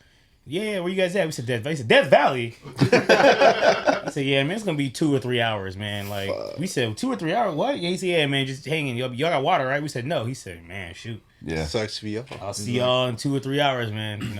look for bones in the road or something. I don't know. He's like, I'm gonna come with a corner. Yeah, he came and he didn't have the room in the tow truck, so we had to sit in the van while he was driving us. Yeah, it was terrible. Dude, and the crazy thing about Death Valley is there's sections where they're like, hey, turn your AC off because if you're going through here and you're going uphill, your shit might overheat if you're running too much stuff. So then you just roll down the windows and hope for the best for like Hot air. Yeah. Oh. That sucks. Terrible way to wake up. It was like 7 in the morning. Dude, I've fallen asleep. I don't know what it was, but I've had hot air. It's the same thing. Our van was overheating, so we had all the windows down, and we were in Texas. And the hot air, I don't know what it did to me, but I was driving, and it was like 2 in the afternoon, which I think is nap time. Yeah. In my defense, like it's nap time. Anyway, hot air hitting me, dude, and I just. Whoa. Oof. Yeah, and then the guys were like, "Did you fucking fall asleep?" That's why why you're not allowed to drive anymore, right? Yeah, or I mean, flip one van. Oh. And then, you know, everyone, scary. Everyone, you know, they're like, no, Mike, you rest. You rested. You rest. I'll drive. I'm like, okay. That's gotta be scary. Imagine you sleep in the van, you wake up, and you look over, driver's sleep too. Both you guys nod out, same direction. Like, yo, man, grab the wheel. Yeah. I used to, you know, after a bunch of close calls, it's fun to mess with guys and just be like yeah, my like my left eye is open, but I'm just like. Funny jokes. Meanwhile, someone in the back is really traumatized. Like, somebody's gonna kill us. Yeah. Dude, still the scariest for me was when we were coming back from NorCal. Yeah, that's still one of my top 10 scariest moments too, man. So we were in Creative Wood. Our first show was in San Jose with Terror, Stick to Your Guns, Warriors. Yeesh. Goddamn. Yeah, it was like a hell of a first show. First show ever. That's crazy. So we went up there, played the show. I went out of anger. I was Yeah, like, you came with us. This is your first fucking show. Fuck you. So I had to come. But I had to work the next day, so we had to drive back. Oh, right? damn. Okay. So so Steve's driving afterwards, and I kind of fall asleep in the back, and I wake up, and for some reason they decided to take like the coastal route, like down the 1, and there's like cliffs, and like you look out and you just see cliffs in the ocean, and then it was raining, so it looked like fucking Jurassic Park outside. And Steve's just fucking in the tuna in the van, like driving down these roads, and I wake up like, what the fuck is happening? There's like rain falling everywhere. I was lost. Everyone's like white knuckling. Yeah, seriously. Scary. Yeah, I would have to been like, I need you to take the next exit right now. You just got to say it calmly. Yeah. Because you don't want to scare him into going off the road. You need to take the next exit right now and swap with somebody and let someone else drive. We're not doing this no more. Dude, that same road, like sections of it have like collapsed, washed out, like on the PCH. It's crazy. So I'm gonna expose you, Mike, but I feel like it's a good thing, and I feel like this is a benefit based on the conversation we were having earlier. Mike has these nice smelly things. You know what I'm talking about? The packs you put in the car. Like what little are scent satchel things? Yeah, they're like little scent. Yeah. They're like little scent packets. You just put it in your door. Okay. And your shit smells amazing. My mom used to buy these. You can get them at like Kirkland's. They're these little like, it's like a paper pouch that like you shake it up and they smell good. Okay. And they have a bunch of different They scents last- and stuff. they They last. last for forever. And you can just like shake it up, throw it under the seat of your car, and then your car smells great for like, Oh, wow. like 3-4 months. Yeah. Oh, wow. Pretty awesome. But we just always feel like, you know, a little suspect when we go together and buy them at the at the store, What you mean? Wait. because they're all like they're like really pretty floral patterns and all this stuff like that, and just 2 dudes walking in You to guys buy together. some scents for the car, you know. And that's It doesn't help that we're holding hands also, Yeah. but But I feel like that's the vibe that people have. Like, oh, yeah, that's cute. these sweet boys. Remember, there's that little old lady that talked to us about like all the different scents that she loved. And she was like, "Oh, this is so cute. Where are you guys putting these?" Like in our cars. In our cars, our separate cars. Yeah. I know it's like the one you guys share. Yeah, we drive 2 different cars. It's like when you guys went to IKEA. Yeah, Oh yeah, that one. that one was interesting. That one just. We were buying this couch. We went to IKEA together, and both of us were like walking around, sitting on couches. Do you like this one? Oh wow! Yeah, I like this one. So sick. This one, you look good. This one, Yeah. look You can good. jump on it. See how I feel. Bounce on it real quick. There's room for both of us and somebody in between us. Yeah. But now look at the couch. We have it. Oh yeah. All right, and then let's hit you guys with this last question, because a lot of it was like, is there more music coming? Where does the name come from? Things like that. Mm-hmm. What are you guys' like main musical inspirations? I guess, for me personally, I think I like to say that I have like such a broad grasp on music. I guess just things I like. I mean, I grew up. I'm an only child, so I grew up just exposed to so many different things, so I can find like what's right for me. I don't really have any like brothers and sisters to like put me on the music. I had to pretty much search for it myself. So I like to view myself as a maverick when it comes to music. Like, I'll find things and none of the homies will like it. Then 2 years later, they all love it, and I'm like, Man, I told you about that. yeah, I tried to tell you. So, I think lyrically and vocally with 92, obviously Rage is a huge influence. But I do know, because we are definitely 90s influence, and 90s hip hop, specifically G-Funk era, is my favorite. With a little bit of Illmatic, and I think Illmatic is the best hip hop record of the 90s. Even though G-Funk is my favorite, Illmatic by Nas is no one can compete with that in the 90s, without a doubt. I do think a lot of it does come from the G-Funk era. It's Warren G, Lady of Rage, Corrupt. Corrupt's played in our hometown before, which is crazy. Of course, Snoop. Come on. Snoop is top 5 for me when it comes to that. When it comes to hardcore realm, I do think... I don't know how to say this without sounding like cringy, because I mean, everyone has like, you start saying like hardcore like vocals, everyone's like, oh come on, man. Like, Yeah. so obviously, Okay, it's a safe place. it's a safe place. Well, come on, I think I think Justice from TUI is fire. Okay. I think he knows how to write pretty well. Luis from Alpha Mega, I think I've told him before, but a lot of his lyrics they resonated with me very well. I feel like I can relate to a lot of his lyrics. So I think I do look at him as like, when it comes to writing, like he could put it down for show in the pen. And then I think Vitalo from Backtrack too. I think when it comes to writing, they knew what they were doing with some of those lyrics. Yeah. So that's me. For Shiiva, definitely like most of my, because we're like a hardcore punk band, most of my inspiration for Shiiva comes from R&B. I feel like it's something I feel a lot of artists don't touch it the way they should. And I think when it comes to stuff, you guys mentioned Keith Sweat. I do love the New Jack Swing era of 90s. So I'd be like Guy, the newer version of New Edition with Johnny Gill in it. I'm trying to think what other R&B I mess with. I like Belle Biv DeVoe. They're sick. So I those are my inspirations for sure when it comes to like lyrics and stuff like that. So what you got, Cole? I don't know. I definitely like my pops and his friends were all in bands growing up. They were all in like punk and hardcore bands. So I kind of just thought it was the coolest shit that him and his friends would get together and do their thing, you know? So that stuff, like, we even have, like, an unreleased song that's named after one of my dad's bands. Sick. What were the name of some of your dad's bands? He was in one called Cleveland Steamer, but the song that we named is called Fed Up, and he was actually in that band with Mark from Dismadre. Cool. It's, like, full circle moments. Dang. And then... a lot of like, Mark, man. Yeah, I know. Being vampire, dude. I was like blown away when I found out how old he was. I was like, what? Yeah, nah. He won't say Shout how out. old he is on here, but he looks amazing. You look amazing, Mark. yeah. Yeah, shout out Mark Williams. Huge influence, Mark Williams, for sure. Yeah, a lot of stuff out there. A lot of that 90s East Bay stuff, like Lookout Records and like Epitaph and Fat Records stuff. And then like 80s hardcore for sure. Oh, yeah. And then I love like funk music, like George Clinton and Parliament, Funkadelic. Yeah. Shit, that's like stuff my dad would play, like growing up around the house and stuff. So Sick. it's definitely made its mark with me. Oh yeah, dude. I always love when people come on. They're like, "Yeah, my dad played in the band," or like, "My dad was into rock and roll," or whatever it was. It's like, hell yeah, sick. My dad just partied with the rock and roll dudes. Nothing wrong with that. Like though. didn't play instruments, but did a lot of cocaine. He did cocaine like a rock star. Yeah. That's funny. But yeah, that's pretty much it. Sick. We're gonna mental health check. Yeah, let's do it. Dude, so mental health checks, we like to check it weekly, see where we're at mentally.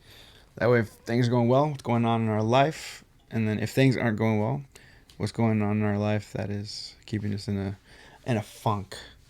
So usually we were having like our guests go first, but now we're trying to get in the habit of us going first so we can like model it, because I feel like we've done it a couple times and then after the fact they're like, oh, I didn't realize that's what your mental health check was, or like I didn't realize I was gonna say that. So Mike, where you at? Dude, I'm good. Last night we played a metal show, and I had this interesting moment where I was talking to one of the dudes from the bands and realized that like at these metal shows now, like kids don't mosh, like everybody just kind of stands there and watches and headbangs and stuff, which is like super interesting to me. I don't know. I feel like he was like, oh, dude, because Martin got in the pit last night and he was like, as soon as the homeboy started moshing, I was like, I thought I was gonna die. I was like, this is it for me. I was like, what? It just blew my mind. But it was cool. Like it was cool to play with other bands that weren't just like hardcore bands. Yeah. And then so show was cool last night. It was fun. I don't know what happened, but when I got home, I just couldn't sleep. So dude, I was just like laying in bed until like 4 a.m. just like scrolling. I would even like put on music and just try and like go to sleep or whatever. I was just wide awake. And then I finally crashed at 4 and got up at like 5:30 to get ready for work. So I'm a little tired. But other than that, everything else has been good, man. Getting ready to drop our second single and video for Easy Out this week. And then I still can't talk about it just yet, but I have some like potentially really good news coming my way this week as well too. So, yeah, I'm excited about that. But yeah, other than that, everything's been pretty positive lately. I've been kind of like everything's been going well, so I'm just riding the wave and just enjoying it. That's good to hear. That's really nice. Yeah. Where you at, Cole?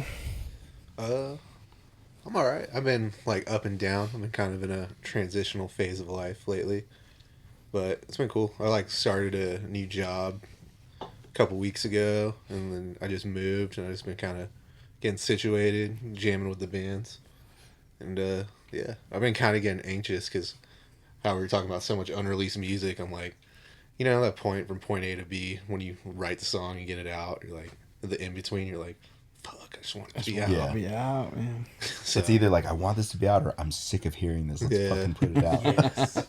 We've been through both of those. Yeah. I got a lot more time on my hands right now, so I've been listening to all of them. Like, let's get it out. Yeah, I mean, overall, pretty decent. Nice. And like, what's kind of your go-to to like, whether if you have like free time, like what's your go-to like to feel bad, to get you in a good mood, or if you're in a bad mood, what's usually your something to get you back in a right place? Hanging with my friends, they've been like a great support system for me, and like my family and my dog. I'm just like noodling on the guitar, watching like. I was on a kick of watching Sopranos for a minute. Dude, such a good show. Dude, I blasted through the whole series in like a month and a half. It was crazy. But yeah, I was watching feel good stuff. Replayed Last of Us recently. Oh, was the first or second one? First one. Okay, second one's hard to get through. Second one's a little rough, yeah. Yeah. I played it once. I was like, I beat it. I was like, it's good, but I don't think I want to do this again. It's a journey. The story wasn't as didn't grab you as For well me, as the first it grabbed one. me well. It was just too tragic. Like I was Yeah. it was so painful what they're going through. I don't want to see this again. Well, you called it like the ultimate revenge story. I It feel really like that is. was like That's the whole pretty plot. on It's like, point. 1,000%. like what the means to an end. Like what do you get from this? And at the end, without spoiling it, like nothing was achieved at the end. Yeah. So, Yeah, nothing really gets solved. yeah. Sick. Oh, so Mike hasn't played the games, but I got him to watch the HBO. Oh, series. okay. We didn't spoil nothing. No. Yeah, I mean, And he was like, We were very vague. "What the fuck is this?" Like in the first episode. Oh, okay. That show had a couple moments where I was like, what the What the fuck? the little kid, little. Oh yeah. Oh yeah. I was like, don't do it. No, you better not. But oh my gosh, I was like, Hate to break it to you if you think that's bad. Yeah. Wait till season 2, man. Wait, that show. I'm a bitch. Whatever. I used to watch it. I used to like have to watch it. Like I watched it the first time, and I'm just like completely just like not. I'm like so uncomfortable, like jump scares or Yeah. Oh, okay. or like yeah. You like scary movies then? Anything like that? Or? I don't do well with like anything scary. Gotta watch the scary movies nights after. Yeah. Yeah. So then, but after I watch it and I know where everything's gonna happen or not happen, then like I can go through and like I actually appreciate the story a lot more, and I'm like I'm able to see things like I was like damn, that's super smart about the flower thing. Yeah. But anyway, it's a good show. Just I'm always like stressed the fuck out as I watch it. Those are the best shows. Extremely accurate to the game too. Yeah. Most of it. Yeah. I hear they're gonna probably change season 2 for the show anyway. I'm hearing they are, but I think only because the second game is still kind of fresh, and they're like, how do we look like just putting out a show that's... Because the thing, my biggest criticism with the first season was it was almost shot for shot, the game. And it was kind of like... I thought it was cool, but I was like, I want to see a little more creativity in this to make it kind of its own thing.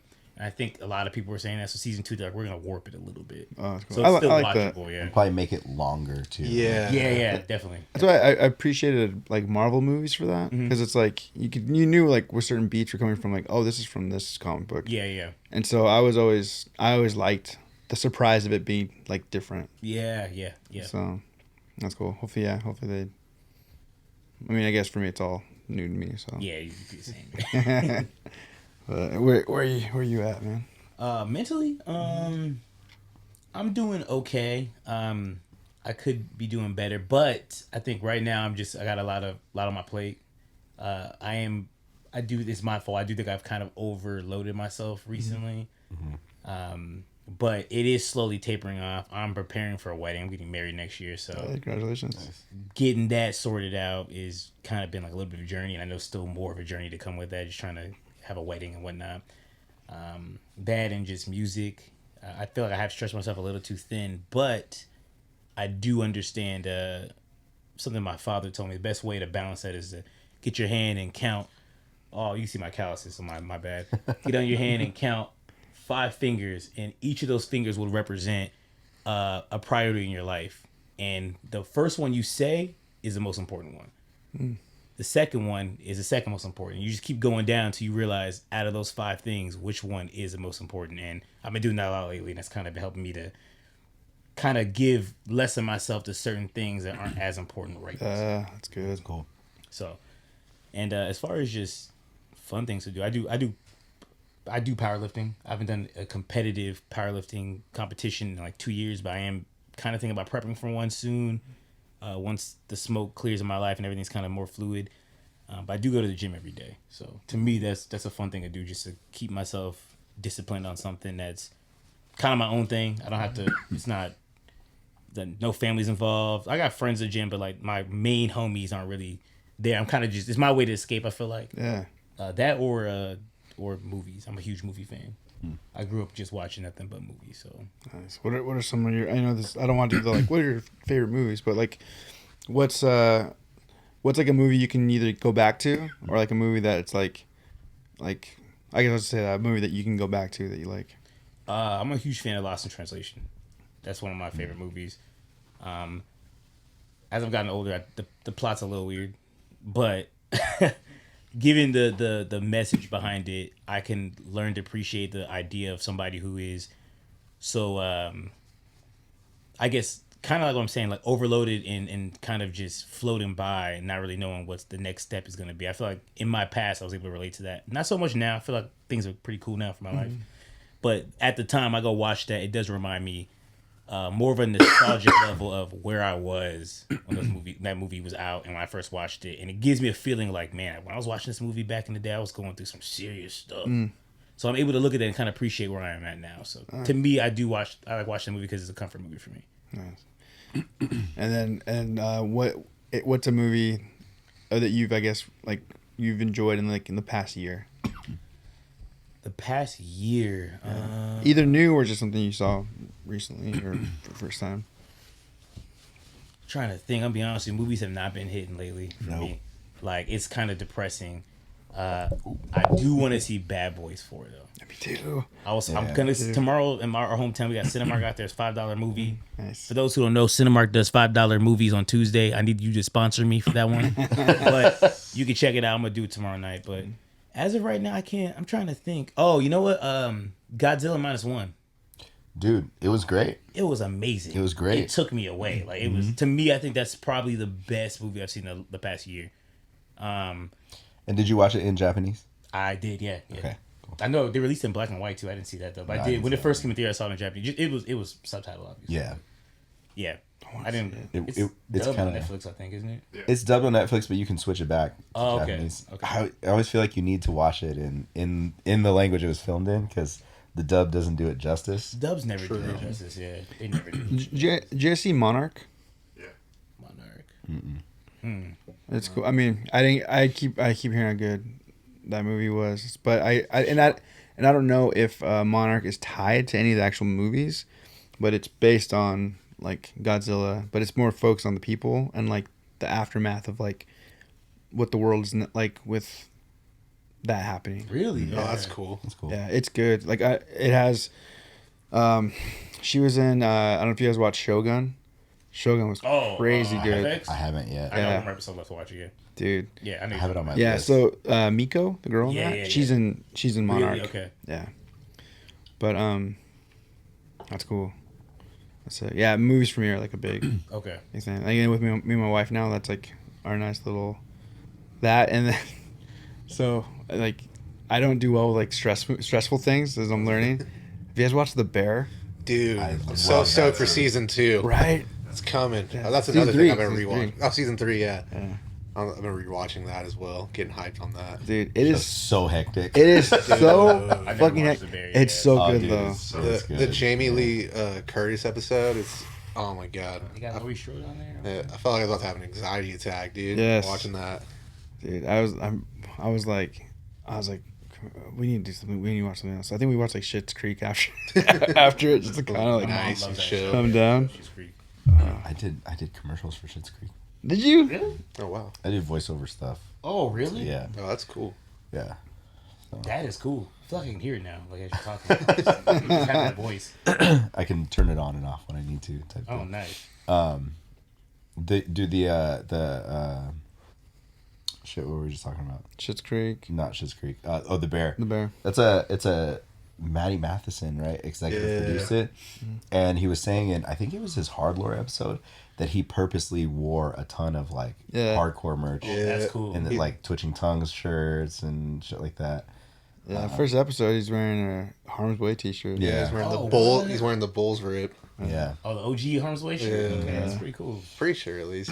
he was like I was just trying to get like as much as I could into the show. So was he the show writer or what? Like What a is he? producer. he's a producer? like executive Yeah. producer or something like that. Yeah, It's just crazy. Like His the character character's he awesome, plays. yeah. So good. I was like, I was telling Jordan, I was like, dude, I think he's like the writer or something for this. He does something. She's like, him? I was like, yeah. Did you see that episode with Richie?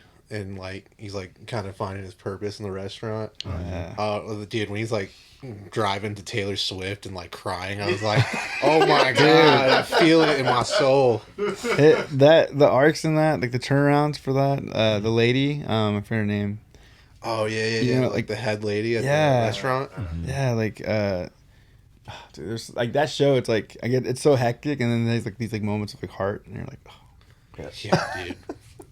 I'm so Love stressed riding out, my but butt. I feel like crying too. where are you at, Mike?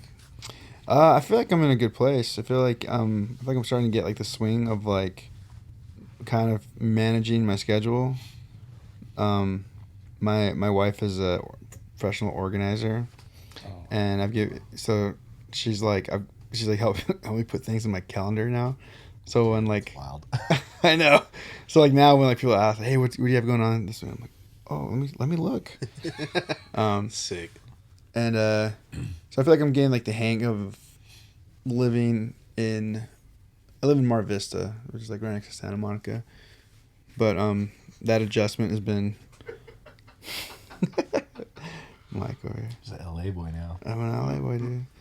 It's just nice. It's got the routine of just like getting my raw juice in the morning, my wheat shots. I was kidding. I said that because no, it pisses him off. I don't do that. I would. Well, I don't. I totally would. Yeah. I totally would, but I don't. So yeah, it's getting used to like that life change. I got married a month ago, basically. Oh, wow. Oh, congrats. Thank you. And it's been. Met her 2 months ago. It was like a whole thing. I could never judge you. Living on the edge. Yeah, we Just kidding. No, we basically got married a year and 2 days after our like first official date. Oh, wow. Yeah. That's awesome. It's but yeah, it's been good. I have a pretty, like I said, my commute is kind of crazy right now, but I kind of love it. Yeah. I get to sing, and I feel like like for instance, so for me to get to work on time, I need to be up by 3:30 A.M. a.m. Oh my. and I need to be on the road at least by 4 to get to work by 5. And so it was like kind of hard for me to kind of get to sleep when I needed to. Yeah. Or to like nap properly. And so yesterday was like a good example of like things working out well. And so I was supposed to go to a birthday party, which is why I couldn't go to his show initially, which is a bummer because like we wanted to see the new guitar player. And so like in the afternoon, whenever you text me, 10 minutes before that, we got the text saying that the birthday party was off because our buddy wasn't feeling well. Okay. And so it was canceled, and I completely just like not even thought about the show anymore because I was like already like I can't go, so I don't know anything about it. And so then 10 minutes later, Mike hits me up. He's like, "Yo, dude, you should come out to the show tonight." And I was like, "Oh shit, we can! Like we actually can!" And so we're like, "All right, we're gonna go home. We're gonna take like as long of a nap as we can." Yeah. So that way we can go to the show and not be like checking my it's like that. I feel like it's been my life now. I'm like constantly checking to see what time. Yeah. Okay. I gotta get out of there. And so we got I got home late, but I felt like because we planned our nap so well, I was able to go to work fine this morning. Yeah, you pretty much got like a sufficient amount of sleep throughout the day. Yeah. So What tips do you have for like getting like better, like from your experience of getting like sleep if you have to get up early like that? We're actually both you guys. dude, I'm the worst. I'm he That's me. he's the worst. Do not the talk to him worst. about this. Yeah. Chloroform. Yeah. A little tranquilizer, you'd be alright. Yeah. I will say one of the things that's helpful for me, like getting to bed is hard. Like for me, that's just hard. I try my best to like almost like schedule naps. That's like the only way I kind of survive for me.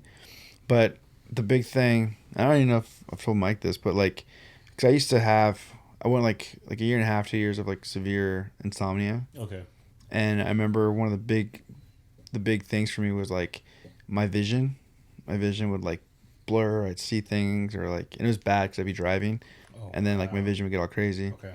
And so one of the things that I went to see like a specialist for it, and one of the helpful tips he gave me was, he's like, "This is gonna drive you nuts, but like pick a time that you're going to bed, because whether you fall asleep or not, if you lay still and you let your body rest, your body can start to recover and start to at least fix whatever it needs to be, whatever it needs to fix." He's like, "But force yourself and be like, okay, this is when I would like to go to bed. I'm laying down, and then this is whenever your wake up is. Keep your eyes shut and just lay still.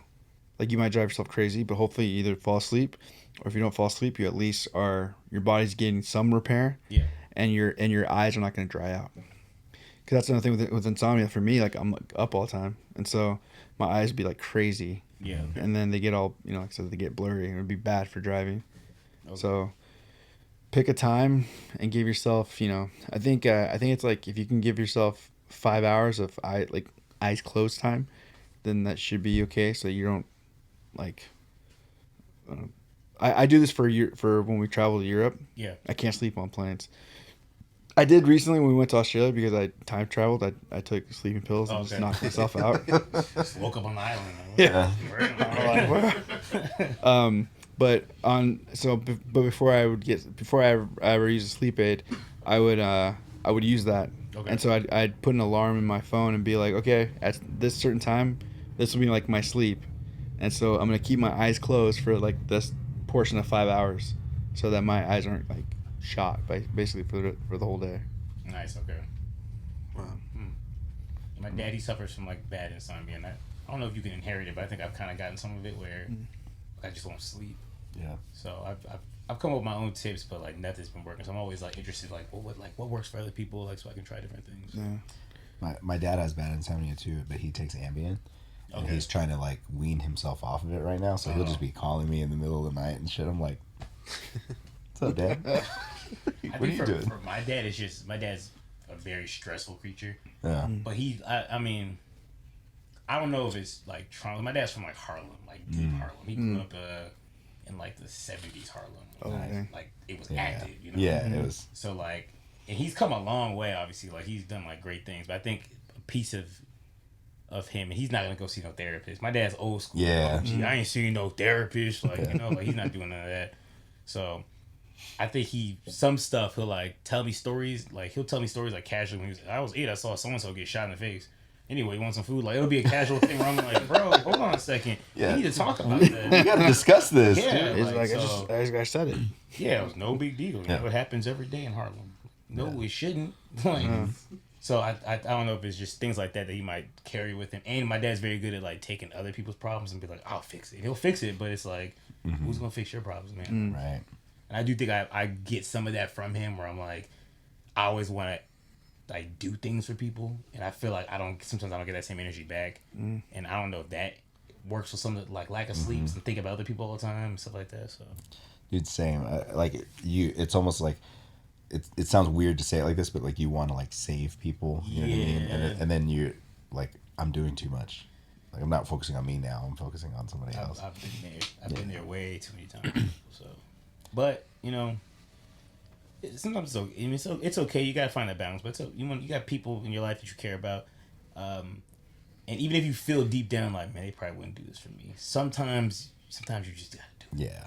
You gotta just understand, like, hey, you know what? I don't want to use the phrase "trust a snake to be a snake" because I don't want to call people snakes.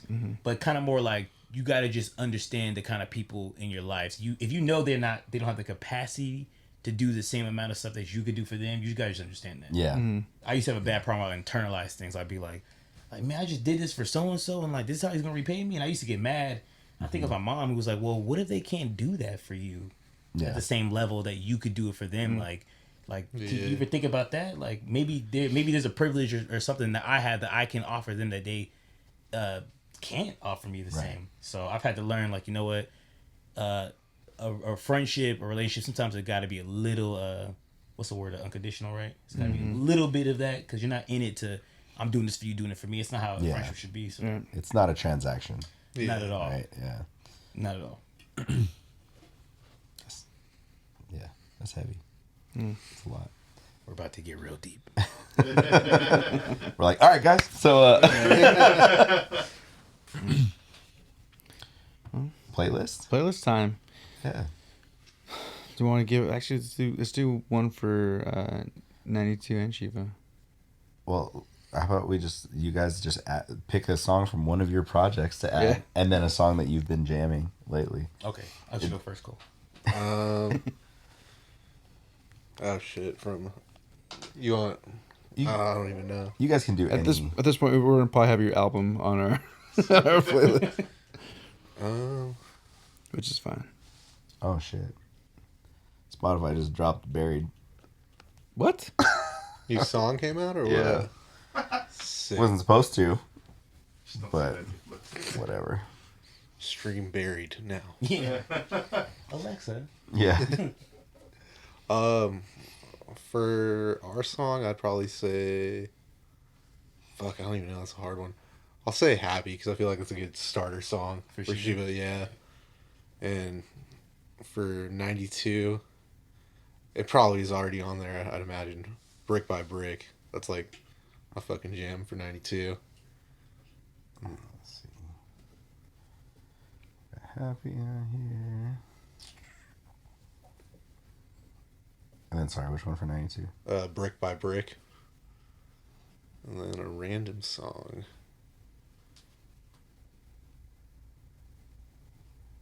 Maybe like Banished by Crystal Castles. Sick. Been on a Crystal Castles kick like crazy lately. And Patsy Cline, it's like a random one though. Very different. Oh yeah. What do you want to add? For Shiiva, I'm gonna throw in TTG. That's one of my all-time favorite songs by Shiiva is TTG. And then for 92, I'm gonna have to go with Culture. That's Culture. Culture is such a dope song to me. The OG. To me, it's OG. I think it was the first song that was written by 92 is Culture. So, as far as random songs, I'm gonna say Virtue by Klo. Klo, it's KLLO. They are an Australian sibling group. There you go. I was right there. It's a different vibe. It's not hardcore. It's not punk. It's kind of the same. Sick. I won't say it's in the same realm as Crystal Castle, but it's like in the same realm of just chill, dry music. Anybody wants some like cool music just to cruise to, especially like late nights in LA. Yeah, definitely. Listen to Klo, you'd be good. Sick. A little chill vibe for y'all. Super chill, yeah. I'm excited about my selection this week. What you got? It's a song called "True Survivor." It's sung by from David Fury. Hasselhoff. What? Oh, nice. Okay. Yes. I need to spin that one. I feel like if you haven't heard that song, you should watch the music. You need to watch the video music for it. video. All right. Yeah. Put this on mine because I'm interested. I love looking at music videos. Oh, dude, this is It's you're in for a treat. Yeah. You're welcome. so there was a short film that was made called Kung Fury. Oh, I've seen it. Yeah, so it's a song Oh, from Kung I Fury. know what you guys are talking about. Yeah. Weren't they supposed to make a sequel to that? Or I think they were, I but hope so. So I saw the short. It was like a 15-minute short before. Right? yeah. They made a full movie. Yeah. Wow, that's a deep cut. I didn't think anyone knew about that movie. Dude, I love that. It's All right. so cheesy, but Yeah, it's that movie's yeah. The interview we were watching an interview with David Hasselhoff, and it's awesome. Like serious. how serious and how down he was. Cause it sounds kind of crazy. It's all shot in this dude's basement in like Sweden or something. Oh wow, okay. Yeah, and so David Hasselhoff's like, yeah, I went down there and, he told me to do something and I did it. It's like, Wow. dang. matter of fact about it. Yeah. I'm gonna add. So actually, shout out Cam from these streets, and now Lionheart, I guess, back playing guitar. But he had posted something and had a Larry June track, Another Day Part 2, on there, and it got stuck in my head again, just like it did the first time I heard it. Okay. So Another Day Part 2, I'm gonna add on there. Hell yeah. Sick. My coffee shop, it just loves to play all the cool 90s like samples of like songs like freaking can't forget not in love anymore, which is Regulate from Nate Dogg Warren G. Oh, okay. And then the sample for Isn't that Michael McDonald? is that what it was? Is that Michael McDonald? The Yeah, original? that's the original. Yeah. Yeah. Yeah. And then the song, it's like for the Ice Cube song, the Today Was a Good Day, but it's the Isley Brothers. Yeah. Yeah. Footsteps Part 1, 2, and 3. Yep. Didn't Notorious sample that too? Yeah. Or sample Isley Brothers? Between the Sheets for Oh, yeah. I love the way you call Yeah, it. yeah, Big yeah. Pop. Oh, yeah. Yeah. Yeah, my shop plays all those songs. so sick. What was that dude that was on NCIS? Becky. Yeah, I forget his name, but apparently The corner. yeah, he was like a music artist back in the day, and he's credited for having like some of the most samples in modern hip hop music because they just sampled all his old shit from back when he used to do music really? before he was an Wow. actor. So like the Snoop and Dre, what was it?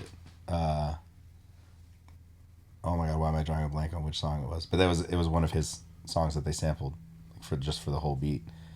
And he's just like this old like white dude that used to do these groovy jams back in the day, and Paychecks. They just sampled the fuck out of all his music.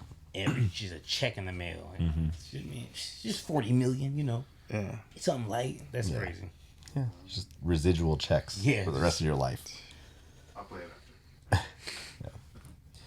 Well, fellas, thanks for fucking coming and kicking it with us. Yeah, man. Oh You yeah. guys want to plug any socials or anything?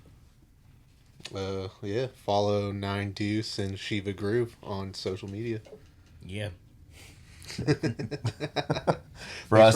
for having us, by the way. Yeah, man, of course. Absolutely. For us at Walking Blind Pod everywhere, walkingblindpod@gmail.com for the email address. If you like what we do, please follow, like, subscribe, tell your friends. Yeah. We love you guys. See you guys soon. Peace. Peace out. Back again!